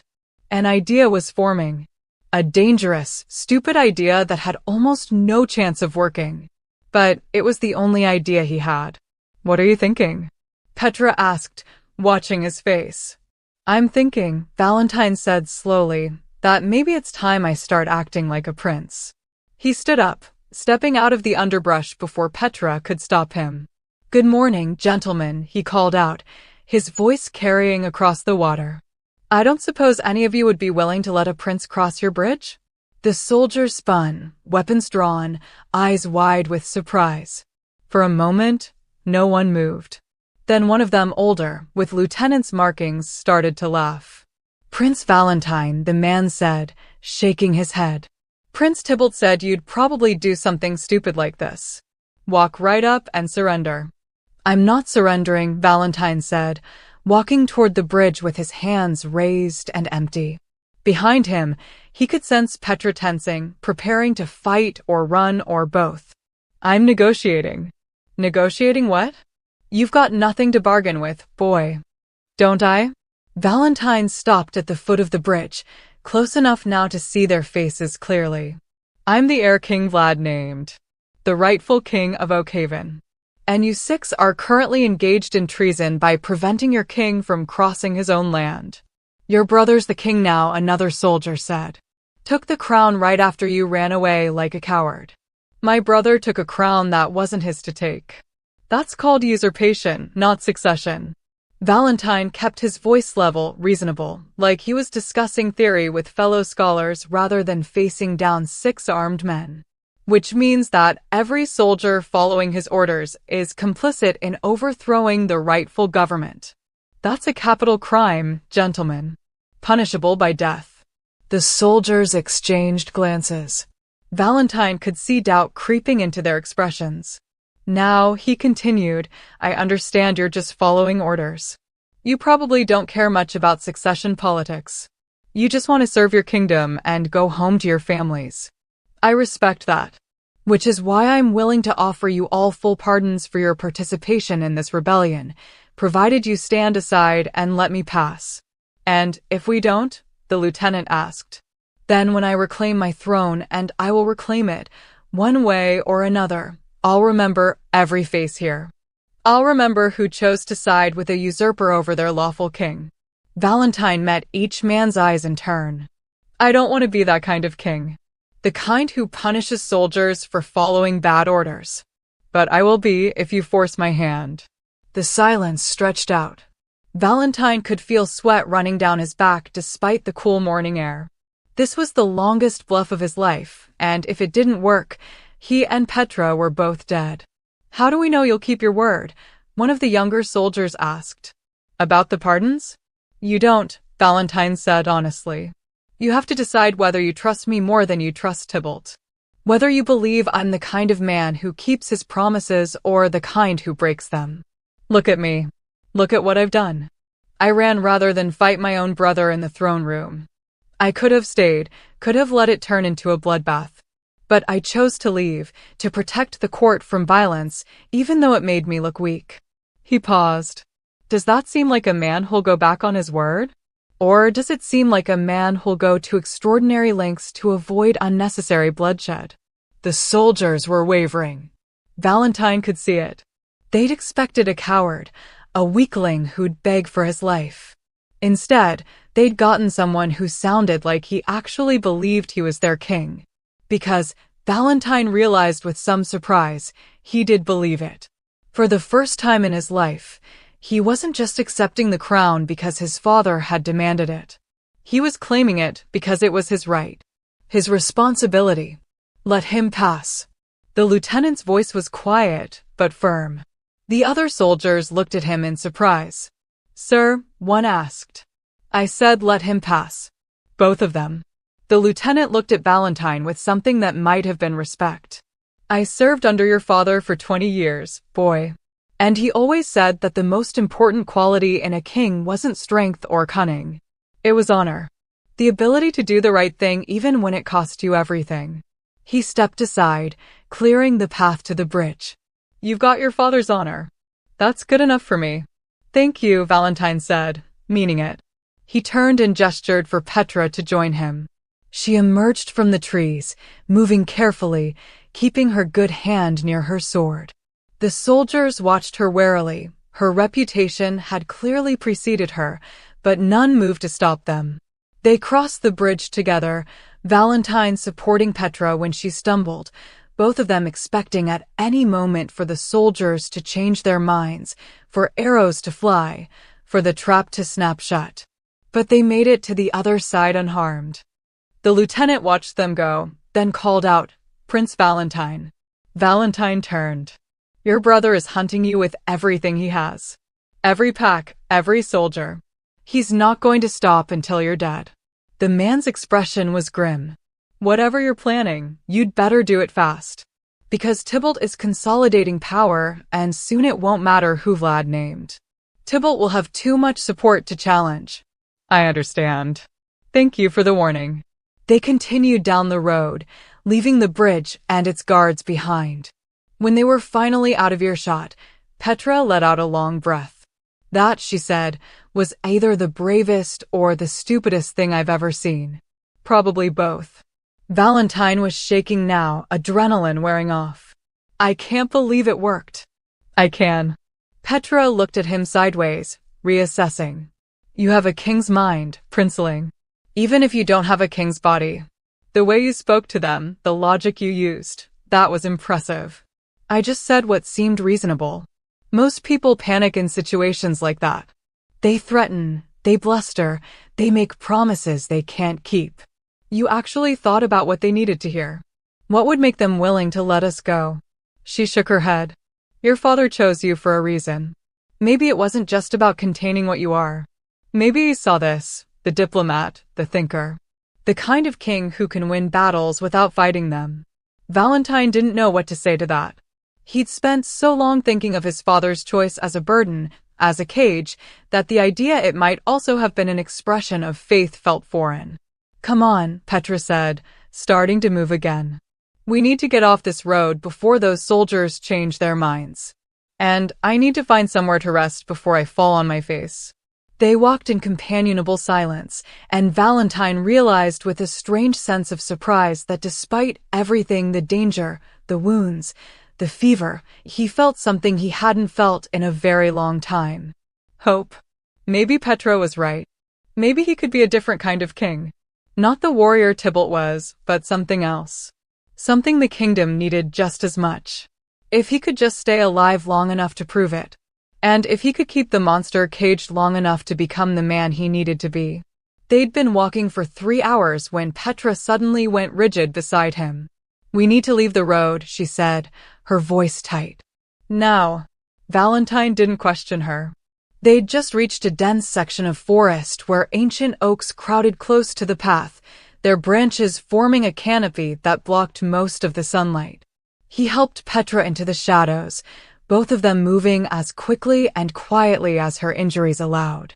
They hadn't gone more than 20 feet when Valentine heard what had spooked her, hoofbeats. Multiple horses, moving fast, coming from the direction they'd been heading. Get down, Petra hissed, pulling him behind a massive fallen log. They pressed themselves against the rotting wood, barely breathing, as a group of riders thundered past on the road. Valentine counted 6 horses, all bearing Tybalt's colors. The riders wore better armor than the bridge guards, moved with more confidence. These weren't regular soldiers. These were Tybalt's elite. The riders passed without slowing, apparently unaware that their quarry was hiding mere yards away. Valentine felt Petra start to relax beside him, her death grip on his arm loosening slightly. Then one of the riders pulled his horse to a stop. Wait, the man called out, his voice carrying clearly through the forest. He was tall, broad-shouldered, with the lieutenant's markings on his armor and a face that looked like it had been carved from stone. "Do you smell that?" The other riders circled back, their horses dancing nervously. "Smell what?" one asked. "Blood. Old blood, but fresh enough." The lieutenant dismounted, moving toward the trees with the careful precision of a trained hunter. "Someone wounded came through here recently. Could be from anything. Deer, rabbits." "No." The lieutenant crouched, examining the ground. "Human blood. Mixed with wolf. And something else." He stood, his nostrils flaring as he scented the air. "Something familiar." Petra's hand moved to her sword, her face gone pale beneath the dirt and exhaustion. Valentine saw her lips form a single, silent word, "Run."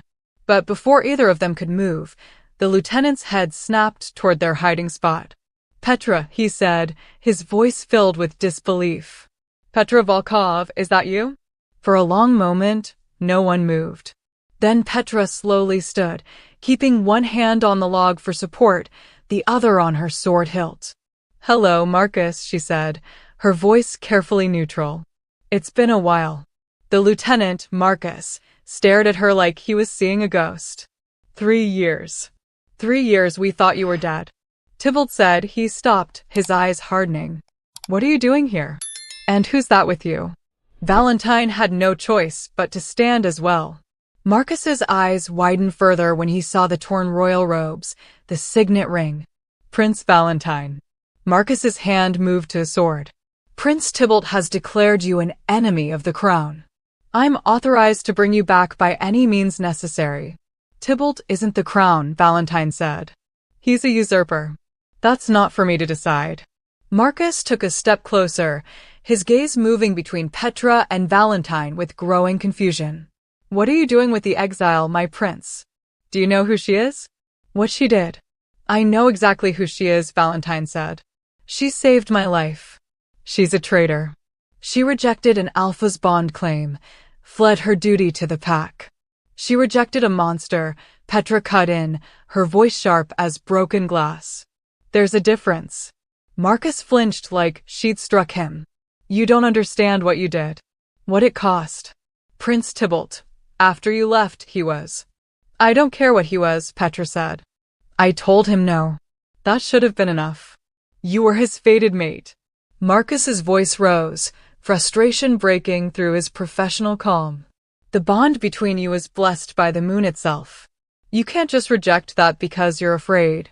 "I wasn't afraid of the bond, Marcus. I was afraid of him."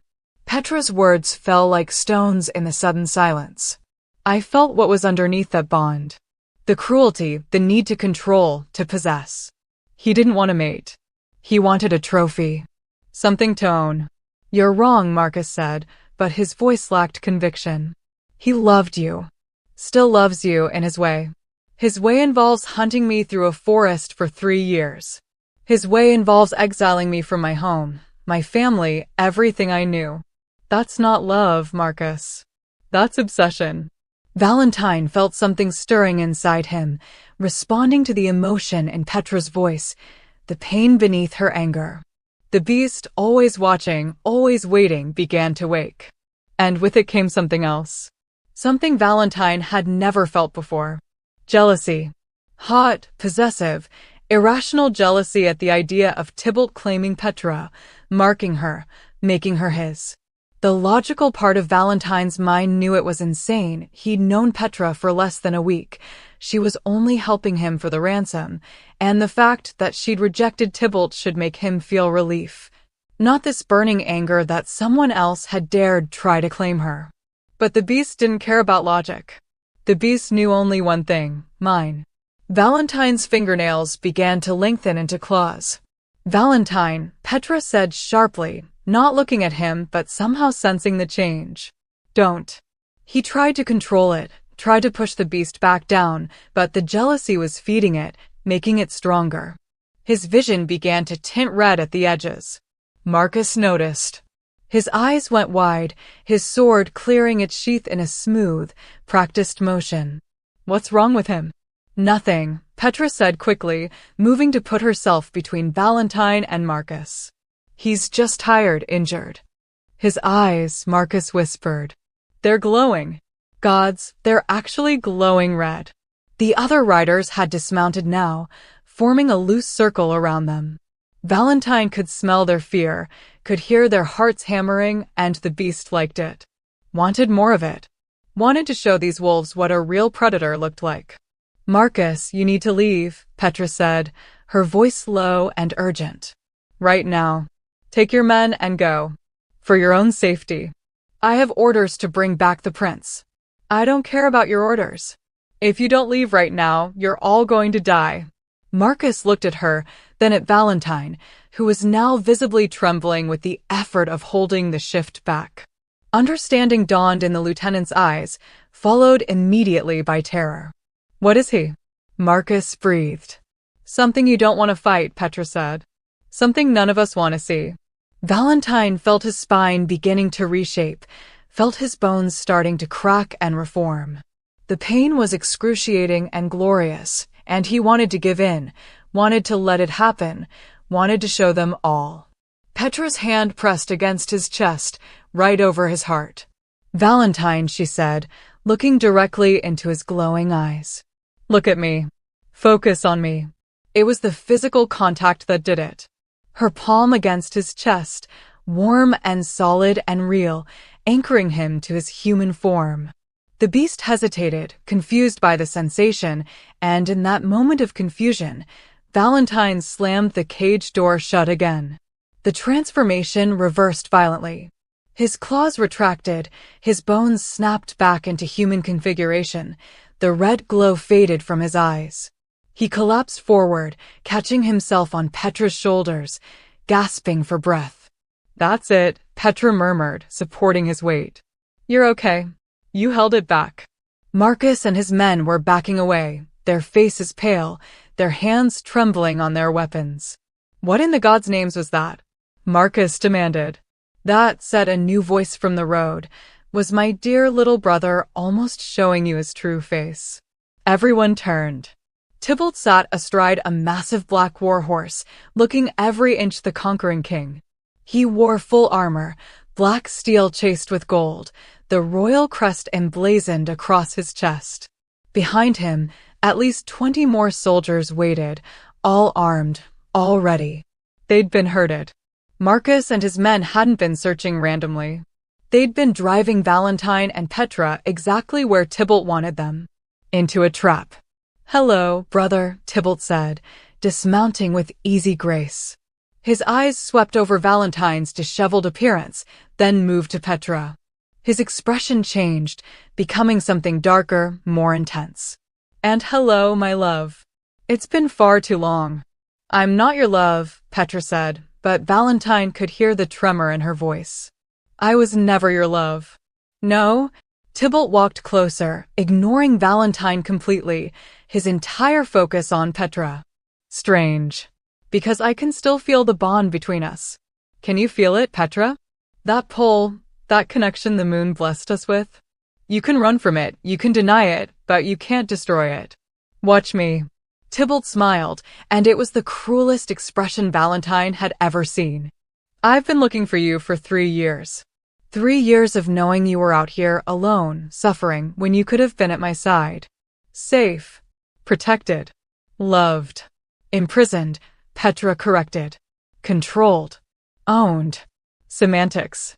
Tybalt finally looked at Valentine, and his smile widened. And you, my pathetic little brother. I have to admit, you've impressed me. Surviving this long, crossing the bridge, even managing to resist whatever curse Father saddled you with. But it ends here. Both of you come with me now, or I kill you where you stand. Valentine tried to stand on his own, but his legs were still shaking from the interrupted shift. Petra kept her arm around him, supporting him, and he saw Tybalt's eyes narrow at the gesture. She's not part of this, Valentine said, his voice hoarse. Let her go. Your quarrel is with me. My quarrel is with anyone who defies me, Tybalt said.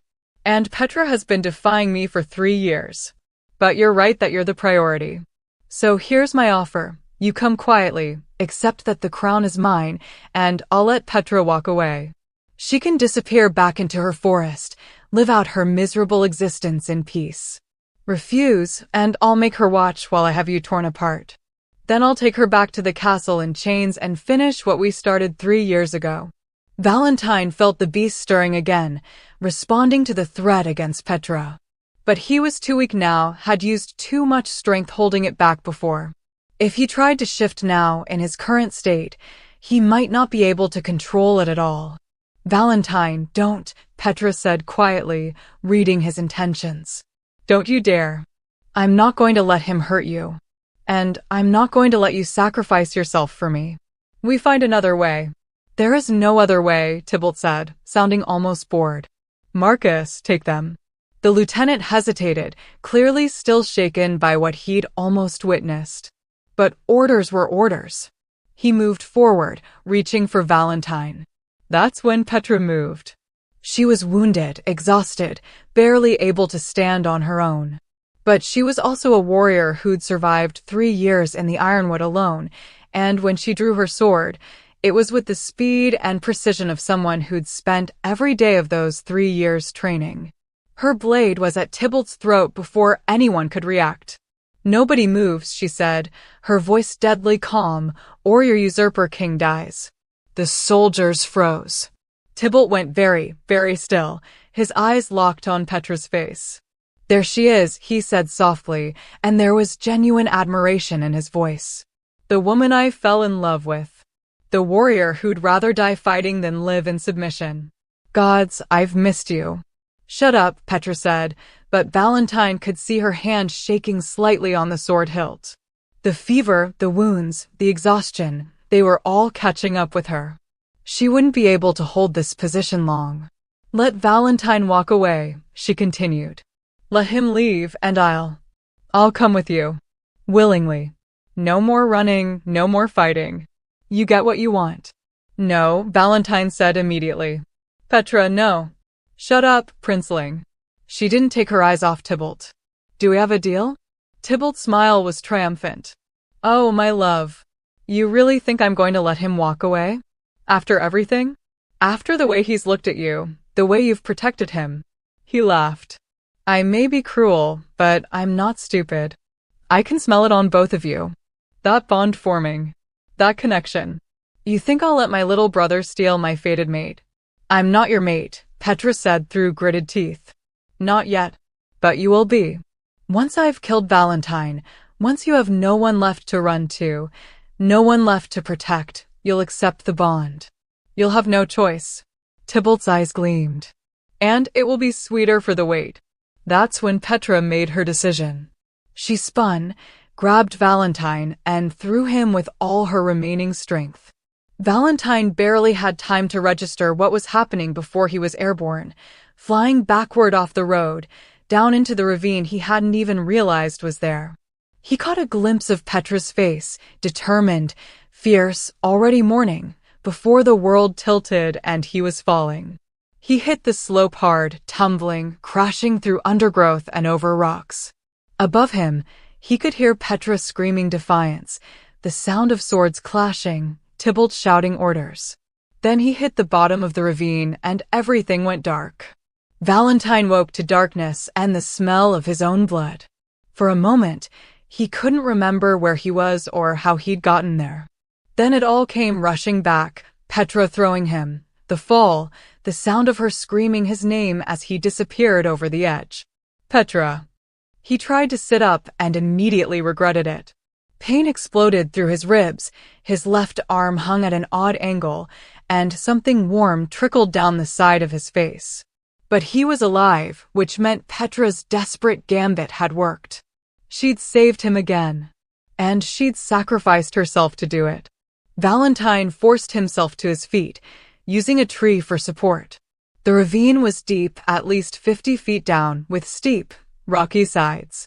Above, he could see a sliver of sky turning orange with sunset. He'd been unconscious for hours, which meant Tybalt had hours to take Petra wherever he wanted, to do whatever he wanted. The beast stirred, responding to Valentine's anguish, but it was weak, confused by the injuries. Even if he wanted to shift, he wasn't sure he could in his current state. He had to get out of the ravine. Had to find her. But how? He couldn't climb with a broken arm, couldn't fight with cracked ribs. He was exactly what everyone had always said he was: weak, helpless, useless. No. Petra's voice echoed in his memory. You're not weak. You're just fighting a different war than the rest of us. And the lieutenant at the bridge, your father always said that the most important quality in a king wasn't strength or cunning. It was honor. Valentine looked down at his broken body, at the blood staining what was left of his royal robes. He thought about his father's final words, about the crown he'd never wanted, about the monster he'd spent his entire life trying to contain. He thought about Petra, who'd called him a prince worth saving, who'd rejected an alpha's bond because she refused to be owned by a monster, then turned around and protected a different kind of monster without hesitation, who'd looked at him like he was more than his curse. And Valentine realized something that should have been obvious from the beginning. He couldn't save Petra as a human. Couldn't fight Tybalt, couldn't even reach her, hampered as he was by injuries and limitations. But he could save her as something else. The question had never been whether he was strong enough. The question had always been whether he was brave enough to become what he'd feared most. Valentine closed his eyes and stopped fighting. For the first time in his 23 years of life, he stopped trying to contain it. Stopped trying to suppress it. Stopped seeing the beast as something separate from himself, something to be caged and feared. Instead, he embraced it. I see you, he thought, reaching toward that presence that had lurked inside him for so long. I understand now. You're not just a curse. You're power. Power I've been too afraid to use. But she needs us. Petra needs us. And I won't fail her. The beast responded immediately. But this time, it wasn't violent. It wasn't the painful, destructive eruption he'd feared. This time, it felt like acceptance. Like two halves of a broken whole finally coming together. Valentine's bones began to shift, but it didn't hurt the way it had before. His broken arm straightened, the fractures knitting themselves together in seconds. His cracked ribs fused. His torn skin sealed. The red lichen wasn't destroying his human body. It was healing it, remaking it into something that could survive what was coming. His spine lengthened, muscles expanding, growing, becoming something more than human, more than wolf. Claws erupted from his fingertips, longer, sharper, darker than any normal wolf's. His jaw reformed, teeth becoming fangs designed to tear through armor and bone with equal ease. Red light pulsed beneath his skin like molten lava, veins of crimson power that turned his black fur into something otherworldly. His eyes blazed with that same red light, bright enough to illuminate the ravine around him. When the transformation finished, Valentine stood nearly 9 feet tall, twice the size of a normal alpha wolf. A creature of nightmare and legend, something that shouldn't exist in the modern world. The red lichen. The apex predator.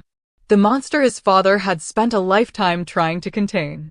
But Valentine was still there, still conscious, still himself. The beast hadn't consumed him. They were one now, working together instead of fighting each other. And they had someone to save. The red lichen threw back its head and howled. The sound echoed through the forest, a primal challenge that made every living thing within miles freeze in instinctive terror. It was the howl of something ancient, something that remembered when humans cowered in caves and wolves ruled the world. Then Valentine began to climb. His claws found purchase in stone that would have been impossible for human hands to grip. His massive muscles pulled him up the ravine wall with frightening ease. In less than a minute, he'd climbed what would have taken a human hours. At the top, he paused, lifting his massive head to scent the air. There. North and east. Petra's blood, old and new. The acrid smell of fear and pain. And underneath it all, that unique scent that was purely her, leather and steel and stubborn survival. The red lichen began to run. The forest blurred past. Valentine moved faster than any normal wolf, faster than he would have thought possible, his powerful legs eating up the distance. Small animals scattered before him. A deer saw him coming and simply froze, too terrified to even flee. He ignored it. He wasn't hunting prey. He was hunting his brother. It took him less than an hour to find them. They'd set up camp in a clearing, not the quick, temporary camps of soldiers on the move, but something more substantial. Tents, a large fire, posted guards. Tybalt was making a statement. He was so confident in his power that he didn't need to hide. Valentine, the Red Legion, circled the camp, counting soldiers, noting positions, planning his approach. 30 men, maybe more. All armed, all trained. Under normal circumstances, impossible odds. But these weren't normal circumstances. He found Petra at the center of the camp, tied to a wooden stake driven deep into the ground. She was on her knees, wrists bound behind her, her head hanging forward. Blood matted her silver hair. They'd reopened the wounds Valentine had so carefully treated, added new ones. But she was alive, breathing. And when she lifted her head slightly, he could see the defiance still burning in her eyes. Tybalt sat nearby on a carved wooden chair. Someone had actually brought him furniture, drinking wine from a silver cup and watching Petra with an expression that made Valentine's blood boil. It was the look of someone admiring a possession they'd finally reclaimed. You know, Tybalt said conversationally, as if they were discussing the weather, I actually admire your loyalty to my brother. Misplaced as it is. 3 years you ran from me, from us, from your destiny. But 1 week with Valentine and you're ready to die for him. He shook his head. What did he offer you that I couldn't? He treated me like a person, Petra said, her voice hoarse but steady. Not a prize to be won. Is that all it takes? Basic decency. Tybalt laughed. If I'd known it was that simple, I would have adjusted my approach years ago. No, you wouldn't have. Because you don't understand the concept. To you, I'm a thing. A fated mate, a bond blessed by the moon, a trophy that rejected you and damaged your pride. She lifted her head fully, meeting his eyes. But to Valentine, I was just Petra, a person who saved his life, who he wanted to help in return. That's the difference between you. The difference between us, Tybalt said, standing and walking toward her, is that he's dead in a ravine and I'm here. That's the only difference that matters. He reached out and grabbed her chin, forcing her to look at him. You're going to accept the bond, Petra. Tonight, tomorrow, next week, eventually, you'll accept it.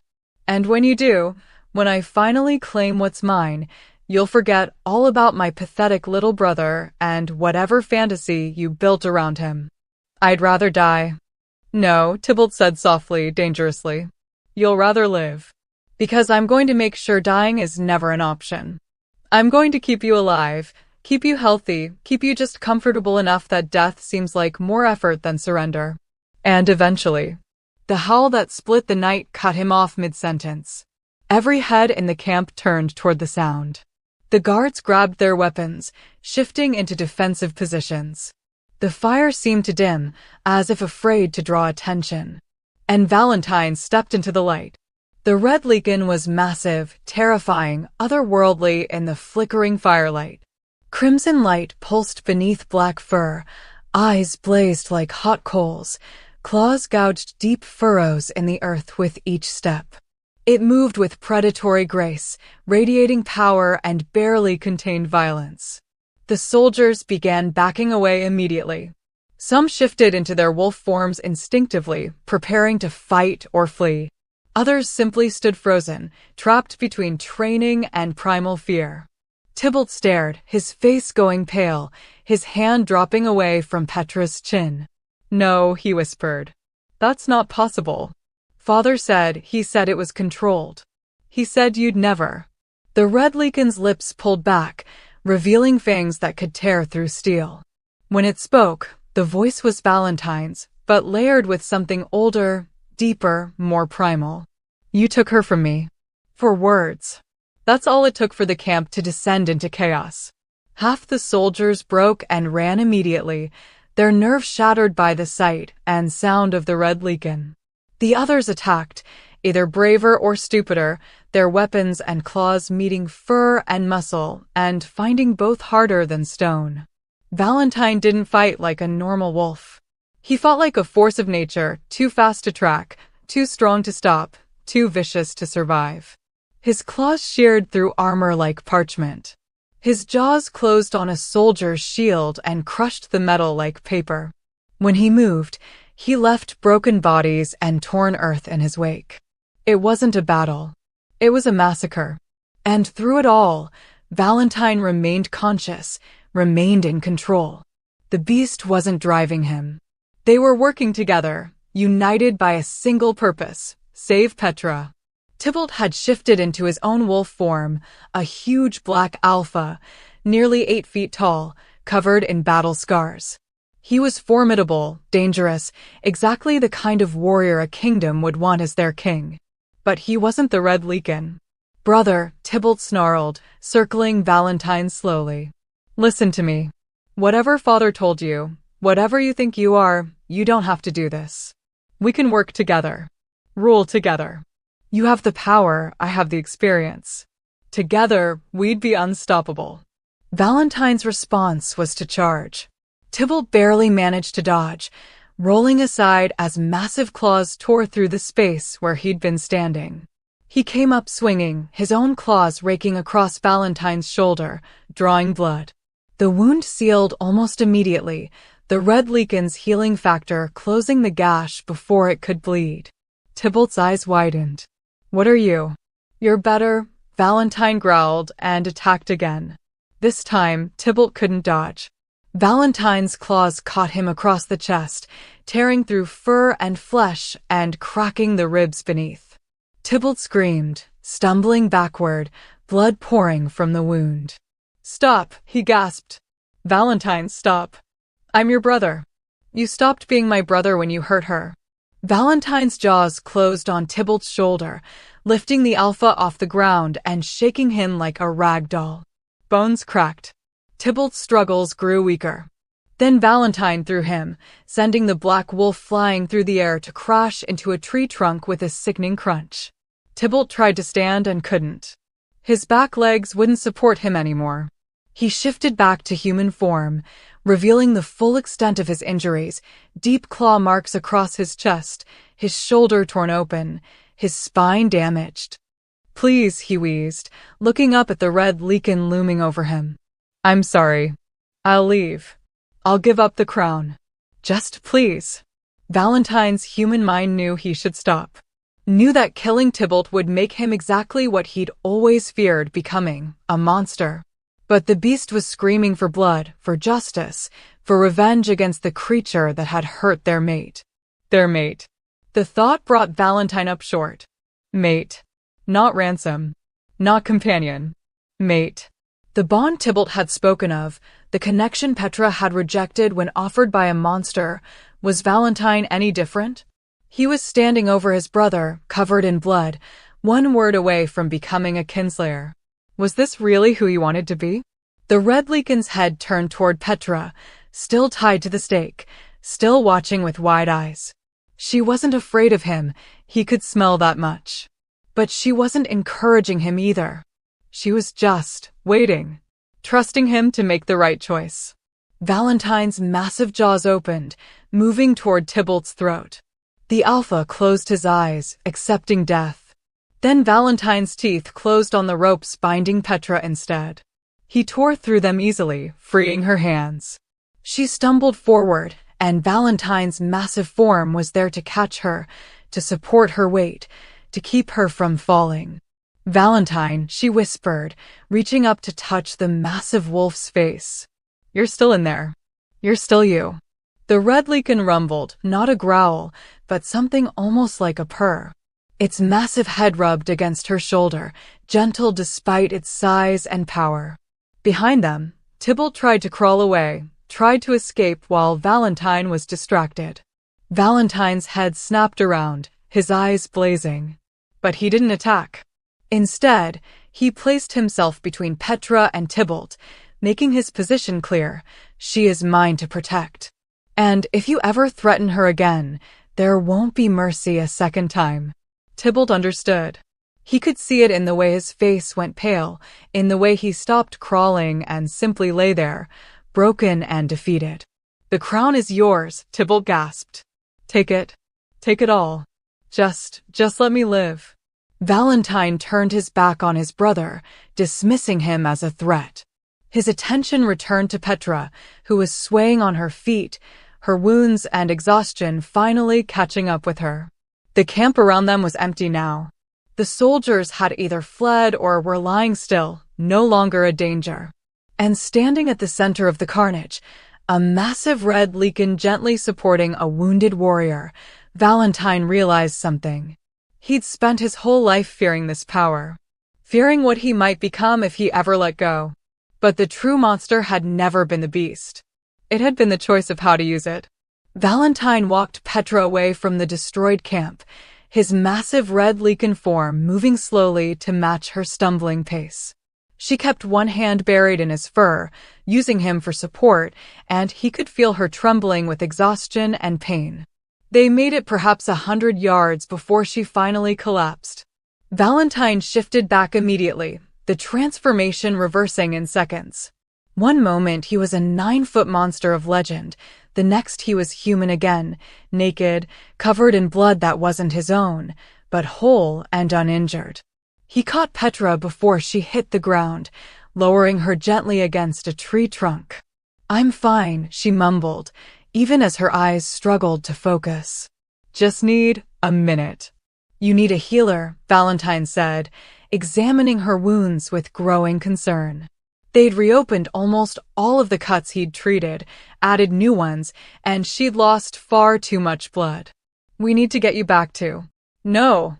Petra's hand shot out, gripping his wrist with surprising strength. "Not yet. Have to make sure." "Make sure of what?" "That you're okay."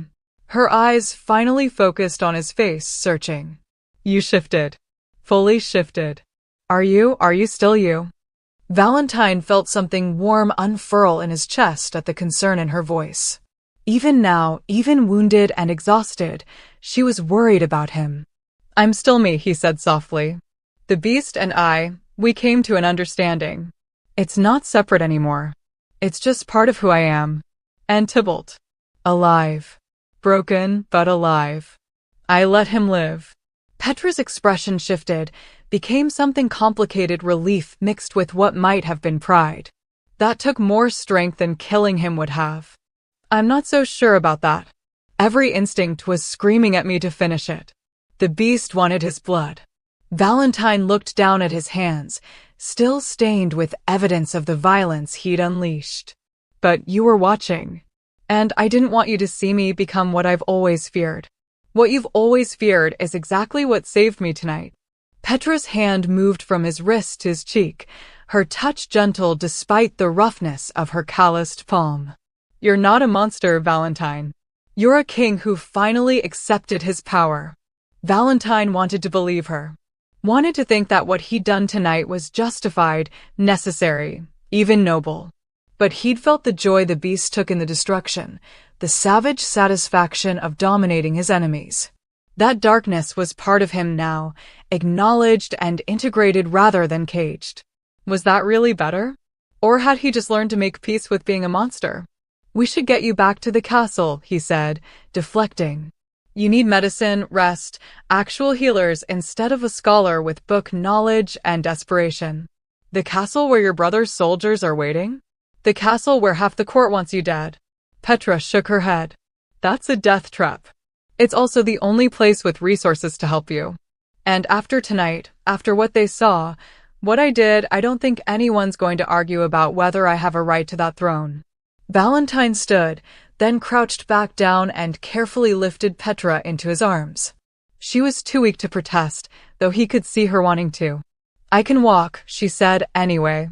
"I'm sure you can. But you don't have to." They were silent for a moment as Valentine began walking, carrying her weight easily. Finally, Petra spoke again, her voice quiet. "What you said back there. To Tybalt. About me." Valentine's steps faltered slightly. "Petra, You called me yours. I know. I'm sorry. I had no right. The beast was. He trailed off, unable to find words that would adequately explain the possessive fury that had overtaken him. Don't apologize. Petra's head rested against his shoulder, her breath warm against his skin. I just want to understand what it meant. Was it the beast talking? The Red Legion claiming territory? Or was it? It was me, Valentine said quietly. The beast gave me the power to save you, but the words were mine. And I know I have no claim on you, no right to feel what I'm feeling. You made it clear you were helping me for a ransom, for a way out of exile, and I've made your life infinitely more complicated. So if you want to leave once you're healed, if you want to take your pardon and gold and never see me again, I'll understand. You're an idiot, Petra said, with no heat in the words. A brilliant, powerful, stupidly noble idiot. That's not exactly reassuring. I rejected Tybalt's bond because I felt what was underneath it. The need to control, to possess, to own. It was like standing next to a fire that would burn me alive if I got too close. She paused, gathering her thoughts. But you?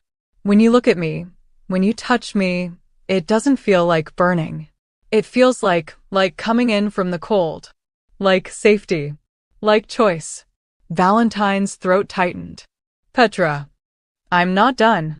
She pulled back slightly so she could see his face. I've spent 3 years alone in the forest, convincing myself I didn't need anyone, that I was stronger by myself. And then you crashed into my life, this weak prince who turned out to be the strongest person I've ever met. This man who would rather break himself than hurt someone else. And I realized that I've been lying to myself. About what I want. About what I deserve. What do you deserve? Valentine asked softly. Someone who sees me as a person first and a mate second. Someone who values my strength instead of trying to break it. Someone who, she stopped, her voice catching. Someone like you. They stopped walking. Valentine stood there in the forest darkness, holding this fierce, wounded woman who'd saved his life repeatedly, who'd challenged everything he thought he knew about himself, who was looking at him now like he was something precious instead of something monstrous. I don't know how to be what you need, he admitted. I'm a scholar, not a warrior.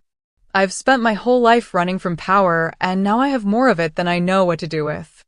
I'm going to make mistakes, going to fail, going to... Petra pressed her fingers to his lips, silencing him. Stop listing reasons why this won't work and just be here. With me. Right now. So Valentine did. He held her in the darkness, felt her heartbeat against his chest, her breath on his skin, and let himself imagine a future where she stayed. Where they built something together, not because of a fated bond or royal obligation, but because they chose each other. It was terrifying. It was perfect. It was interrupted by the sound of horses approaching. Valentine tensed, preparing to shift again if necessary, but Petra's hand on his arm stopped him. Wait, she said. Listen. The voices calling out weren't aggressive. They were concerned? Valentine caught fragments as they drew closer. Saw the Red Legion heading this way. Have to find the prince. Make sure he's safe. A group of riders emerged from the trees, led by Marcus, the lieutenant from before. They pulled up short when they saw Valentine standing there, naked and covered in blood, with Petra in his arms. Marcus dismounted slowly, his hands deliberately visible and empty. Prince Valentine, he said carefully. We've been looking for you. The camp, we found what was left of it. Prince Tybalt and the survivors told us what happened. And?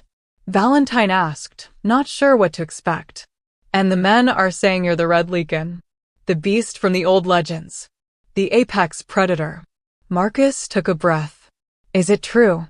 Valentine could have denied it. Could have claimed it was a trick of the light, mass hysteria, anything but the truth. But he was done hiding. Done pretending to be weak when he was anything but. Yes, he said simply. It's true. The soldiers exchanged glances. Valentine could smell their fear, could see them calculating whether they should run or fight or bow. Then Marcus did something unexpected. He dropped to one knee. My king, he said, his voice carrying absolute certainty.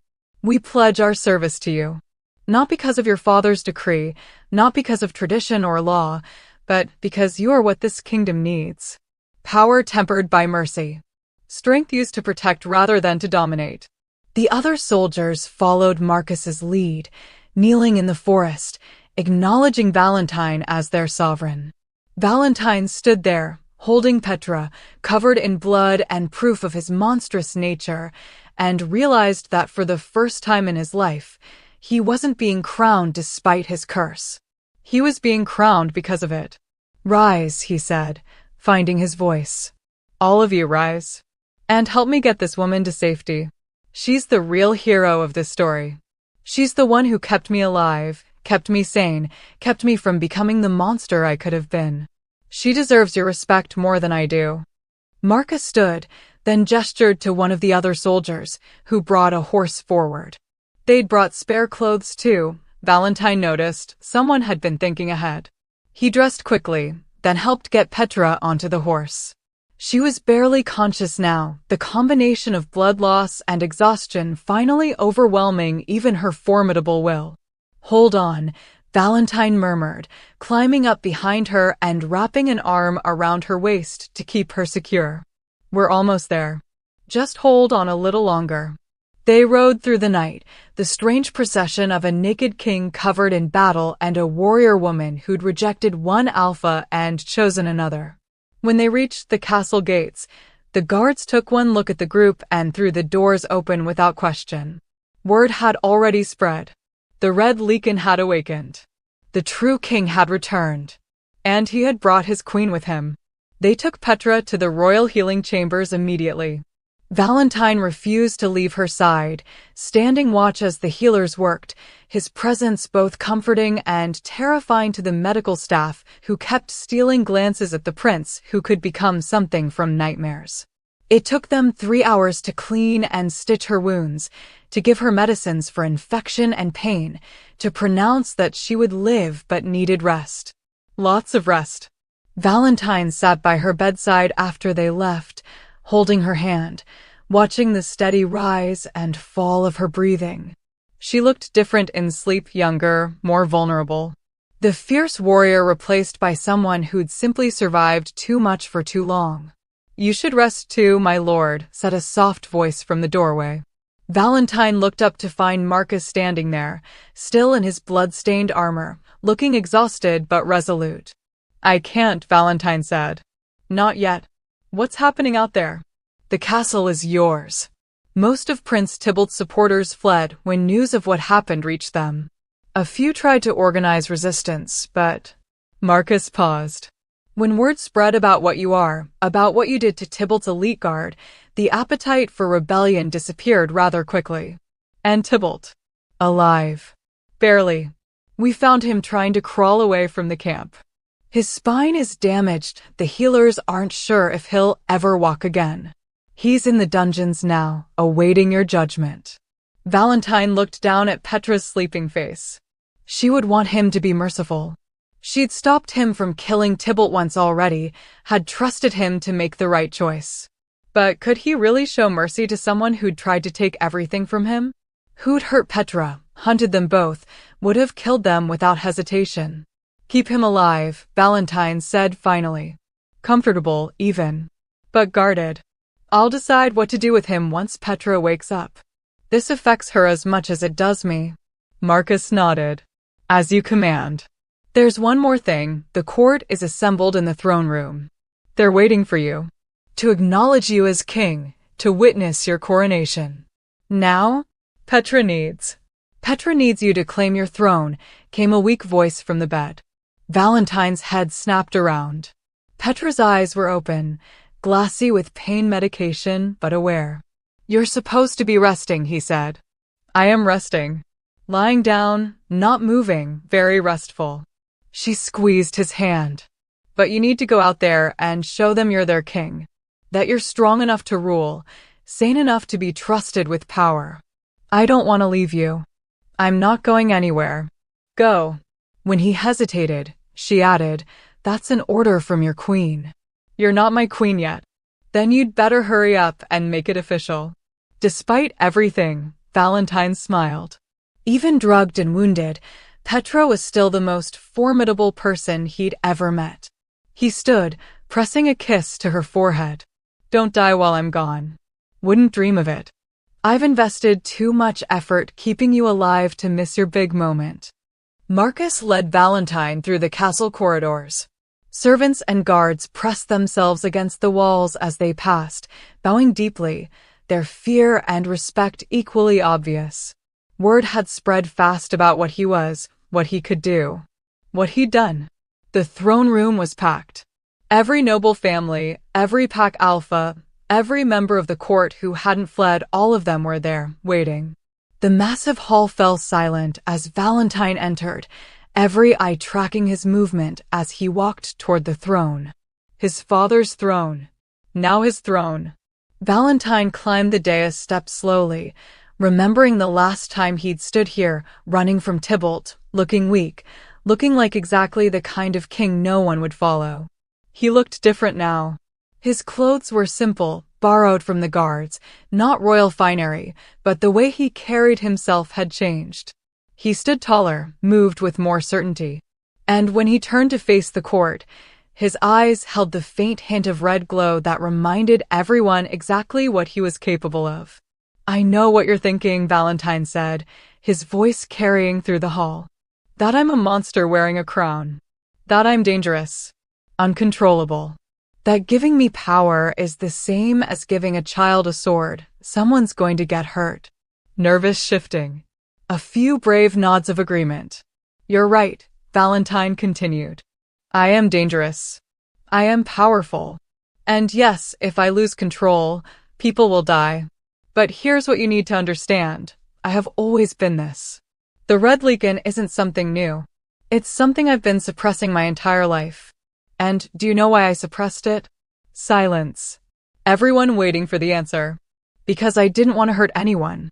Because I valued your lives more than my own comfort, my own power, my own survival. I chose weakness over violence. I chose cowardice over destruction. Not because I was incapable of fighting, but because I cared too much about the consequences. Valentine descended the steps, walking into the crowd. People backed away instinctively, but he kept moving until he stood among them, one king among many wolves.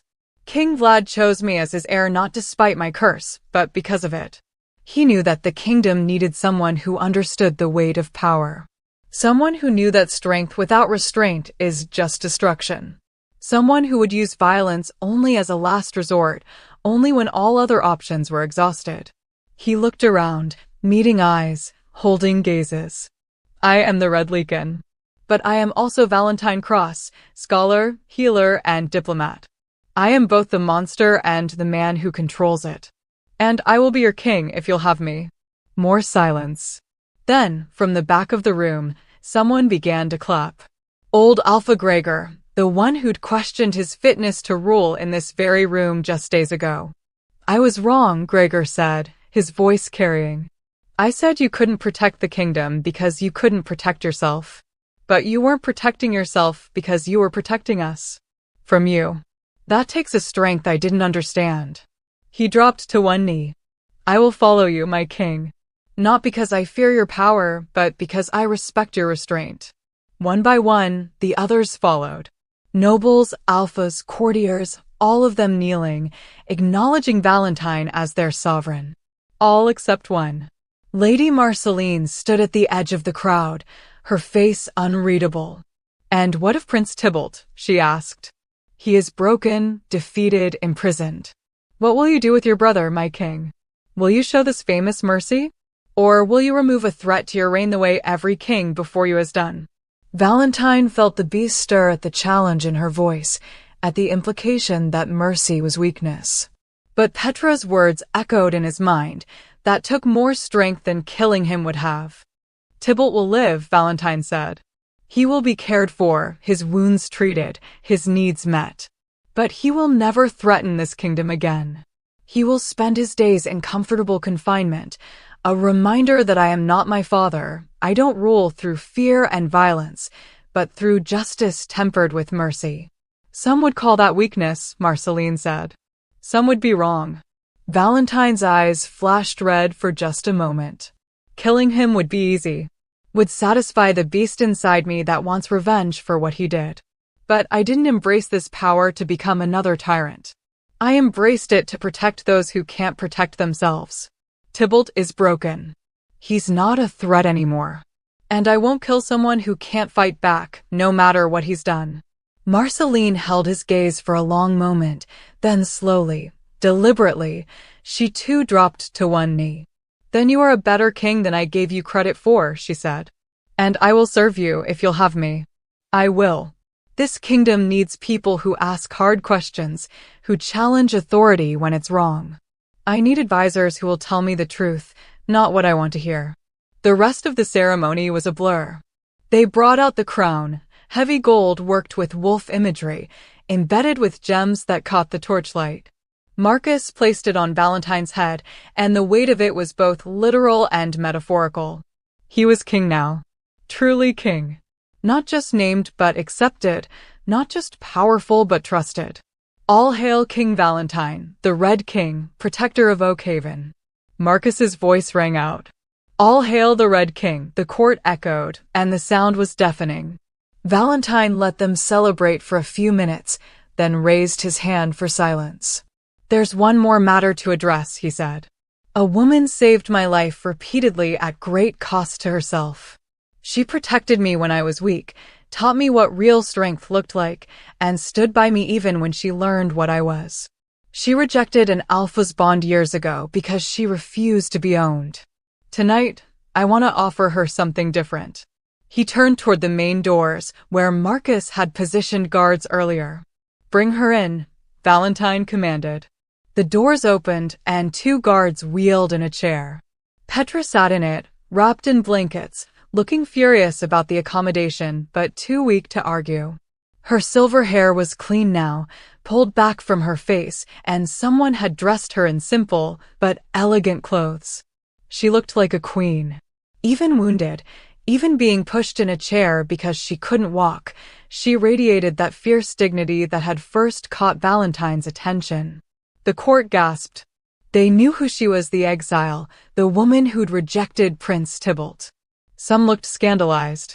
Others looked intrigued. Valentine descended from the throne and walked to her chair, then dropped to one knee in front of her. Petra Volkov, he said, his voice carrying through the silent hall. You were exiled from this kingdom for refusing a bond you didn't want. Tonight, I restore your citizenship, your honor, and your name. You are no longer an exile. You are a hero who saved your king's life. Petra's eyes were suspiciously bright. Valentine, I'm not finished. He took her hand. I'm not asking you to accept a fated bond.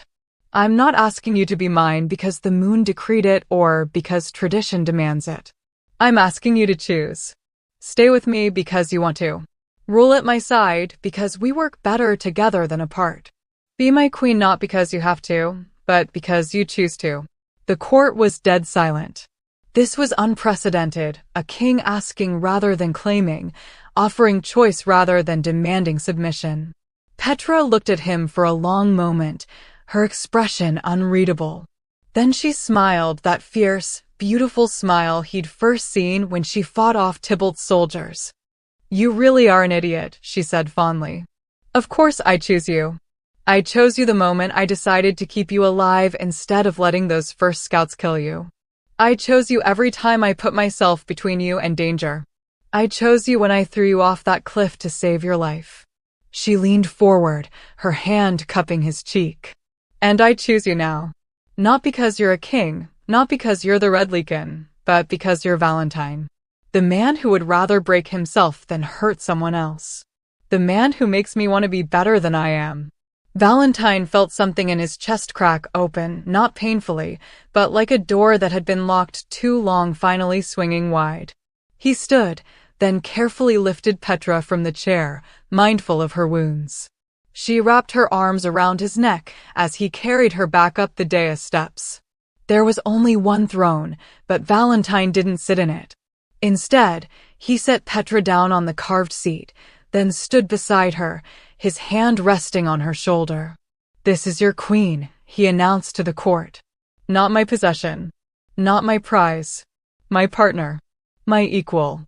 The woman who saved me when I was lost and reminded me that strength comes in many forms. You will honor her as you honor me, or you will answer to the Red Legion." The threat was clear. The court bowed to both of them, and Valentine saw acceptance in their faces. Not just of him, but of her. Of them together. Marcus stepped forward again. "Long live King Valentine and Queen Petra." "Long live the Red King and his queen," the court echoed, and this time when they cheered, it sounded like hope instead of fear. Valentine looked down at Petra, who was smiling despite the pain she must be in, despite everything she'd been through. She reached up and pulled him down into a kiss, not gentle, not tentative, but fierce and claiming and full of promise. When they finally broke apart, the court was still cheering. Petra's hand found his, their fingers interlacing. "So," she said quietly, just for him.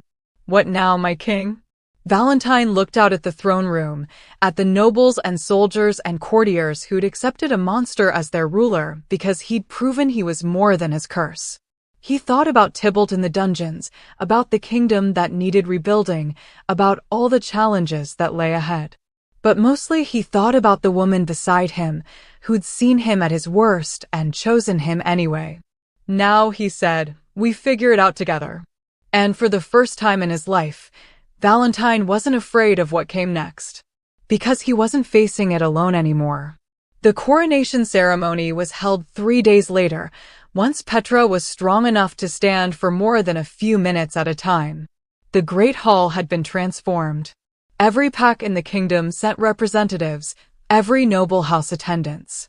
The massive space was filled with wolves in their finest, leathers and silks, armor polished to mirror brightness, weapons worn as much for ceremony as protection. Valentine stood before the ancient throne, wearing formal robes of deep crimson and black, colors chosen deliberately. Red for the beast he'd become, black for the restraint he'd learned. The crown rested on his head, but he barely felt its weight anymore. What he felt was the attention of hundreds of wolves, all of them watching, waiting to see what kind of king the Red Legion would be. The high priest, an elderly wolf who'd crowned 3 generations of kings, stepped forward with the ceremonial goblet. The Oath of Kings, written in blood and wine, traditions stretching back centuries. "Do you, Valentine Cross, swear to protect this kingdom and its people, to rule with wisdom and strength, to place the good of the many above the desires of the few?" "I swear it," Valentine said, his voice carrying through the hall. "Do you swear to uphold justice, to show mercy when warranted, to be both sword and shield for those who cannot protect themselves?" "I swear it." "And do you accept the burden of power, knowing that strength without restraint is tyranny, and that every choice you make will shape the future of this kingdom?" Valentine's hand found Petra's, standing beside him in her own coronation robe, silver and white, like her hair, like winter moonlight on snow. She squeezed his fingers, a reminder that he wasn't carrying this burden alone. "I accept it," he said. "And I swear to use that power only in defense of those who need it, never in conquest, never in cruelty, never for personal gain." The priest nodded, satisfied, and offered the goblet. Valentine drank, the wine bitter and ceremonial on his tongue. Then he turned and offered the same goblet to Petra. This was the unprecedented part. Queens were traditionally crowned separately in their own ceremony. But Valentine had insisted they would be crowned together, as partners or not at all. Petra took the goblet and drank without hesitation. Then she faced the court, her head high despite the bandages still visible beneath her formal robes. "I, Petra Volkov, swear to stand beside King Valentine as his partner, his counsel, and his conscience," she said, her voice strong. "I swear to speak truth even when it's uncomfortable, to challenge him when he's wrong, and to support him when he's right.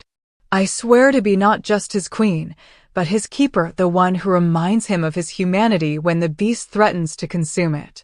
The court stirred at that, some shocked, some approving. It was a strange oath, nothing like the traditional queen's pledge of obedience and support. But then, nothing about this coronation was traditional. The priest looked momentarily uncertain, then seemed to decide that if the king approved, who was he to argue? He placed a second, smaller crown on Petra's head, delicate silver worked to look like frost and moonlight. Then by the power vested in me by tradition and the moon herself, I declare you both crowned and consecrated. King Valentine the Red and Queen Petra, sovereign rulers of Oakhaven. May your reign be long and your justice be fair. The hall erupted in cheers. Not the nervous, uncertain acknowledgement of a few days ago, but genuine celebration. The kingdom had their king and queen, and for the first time in months, there was hope instead of fear about the future. Valentine turned to Petra and pulled her into a kiss, mindful of her still healing wounds, but unable to resist. She kissed him back, fierce and claiming, and the cheers grew louder. When they finally broke apart, both slightly breathless, Petra whispered, "You know this means you're stuck with me now. Can't take it back. Wouldn't dream of it." The feast afterward was elaborate, tables laden with roasted meat and fresh bread, wine flowing freely, music and dancing filling the halls. Valentine made the rounds, speaking with pack leaders, settling minor disputes, accepting congratulations and pledges of loyalty. But his attention kept returning to Petra, who held court in a corner of the hall, surrounded by warriors who'd heard stories of her exile and wanted to meet the woman who'd survived 3 years alone in the Ironwood. She was laughing at something Alpha Gregor had said, her whole face lit up with genuine joy, and Valentine felt his chest tighten with an emotion he was still learning to name. Love, probably. Though with Petra, it was hard to separate love from respect, admiration, gratitude, and a healthy dose of possessive protectiveness. "You're staring," Marcus said, appearing at Valentine's elbow with 2 goblets of wine. He offered one to the king. "I'm admiring," Valentine corrected, accepting the drink. "There's a difference." "Is there?" "Because from here, it looks like a man hopelessly besotted with his queen." Marcus grinned. "Not that I blame you. She's remarkable. The stories the soldiers are telling about how she fought off Tybalt's elite guard, how she protected you even when she was wounded, you'd think she was 10 feet tall and carved from steel." "She might as well be," Valentine said. "I've never met anyone stronger." "Stronger than the Red Leakin?" Valentine considered that. "Different strength. She's strong because she chooses to be every day, despite everything that's tried to break her. I'm strong because I was born this way, cursed this way. Her strength is earned. Mine is just what I am." "Don't sell yourself short," Marcus said seriously. "You could have used that power to destroy, to conquer, to take whatever you wanted. Instead, you used it only when you had no choice, only to protect someone else. That's not just power. That's character." Before Valentine could respond, a commotion at the hall's entrance drew everyone's attention.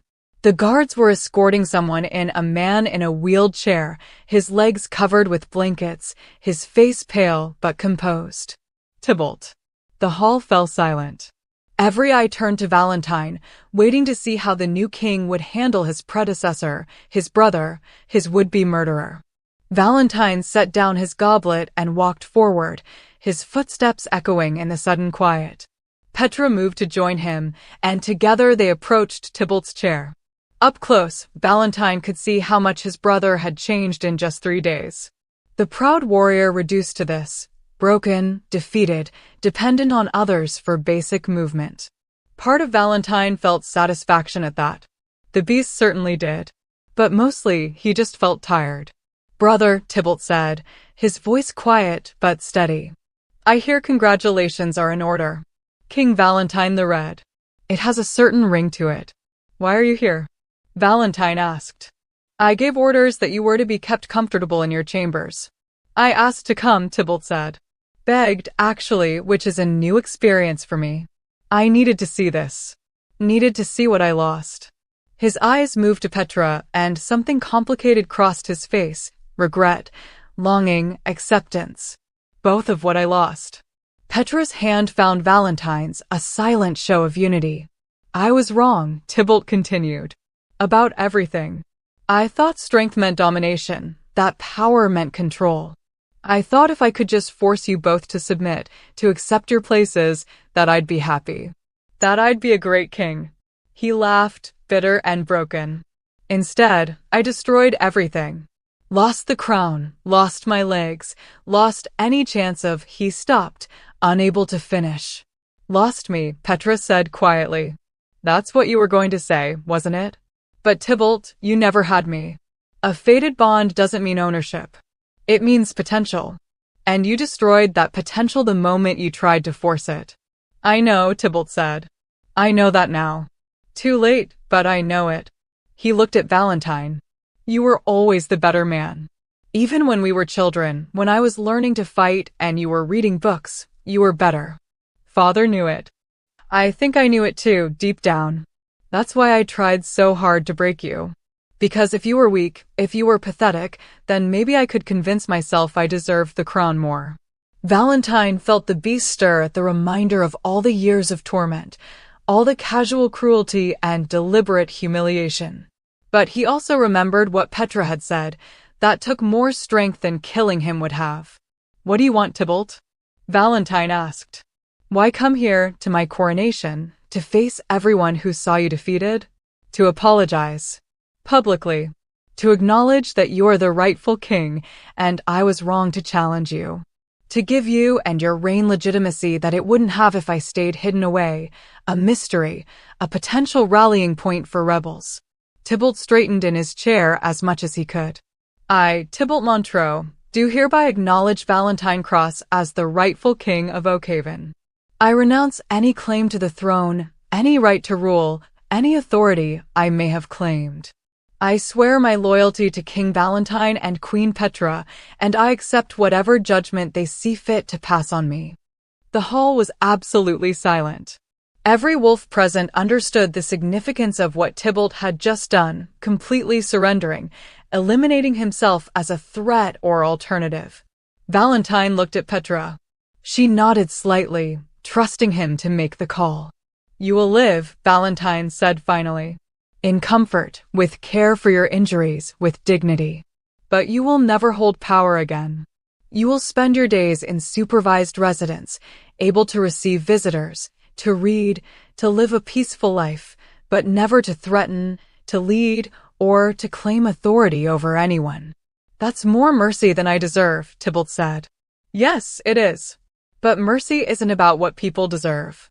It's about who we choose to be. Valentine crouched down so he was eye level with his brother. You were cruel, Tybalt. You hurt people, destroyed lives, nearly killed both of us. But you're still my brother. And I won't become the kind of king who executes family members to consolidate power. So you live. But you live with the knowledge of what you lost, what you could have been if you'd chosen differently. Tybalt's eyes were wet. He nodded, unable to speak. The guards wheeled him away, and the feast resumed, though the mood had shifted, become more thoughtful, more aware of the significance of what they'd just witnessed. Petra pulled Valentine aside, into a quiet alcove away from the crowd. You gave him mercy, she said. Even after everything. I gave him justice, Valentine corrected. Mercy would be forgetting what he did. Justice is making sure he faces consequences while still treating him like a person. There's a difference. And which matters more to you? Valentine thought about that. I don't know. Both? Neither? I just know that killing him would have been easy, would have felt good in the moment, but would have haunted me forever. This way, he gestured back toward the hall. This way, I get to prove that power doesn't have to corrupt. That strength can be used to build instead of destroy. Petra studied his face, then smiled. You're going to be a great king. We're going to be great rulers, Valentine corrected. I can't do this without you. Good thing you don't have to. They stood there for a moment, just the two of them, while beyond the alcove the kingdom celebrated. Valentine could hear the music, the laughter, the sounds of people who believed the future might be brighter than the past. What are you thinking? Petra asked. I'm thinking about how different everything is from a week ago. How I was running for my life, convinced I was going to die, convinced I was too weak to be king. And now he looked down at the crown on his head, at the formal robes, at Petra's hand in his. Now I'm standing here with you, and I'm not afraid anymore. Not even of the beast? Especially not of the beast. It's part of me. And you were right, it's not something to fear. It's just power. What matters is how I use it. And how will you use it? Valentine pulled her closer, mindful of her wounds, but needing the contact. To protect. To build. To create the kind of kingdom where people don't have to choose between survival and safety, where strength is valued, but so is compassion, where being different doesn't mean being broken. That's ambitious. I have an ambitious queen. She won't let me settle for anything less. Petra laughed, and the sound was bright and free, so different from the bitter, careful woman he'd first met in the forest. You're right about that. They returned to the feast hand in hand, and Valentine noticed something. The court wasn't looking at him with fear anymore. There was respect, yes, and a healthy awareness of what he was capable of. But also hope. Trust. They believed in him.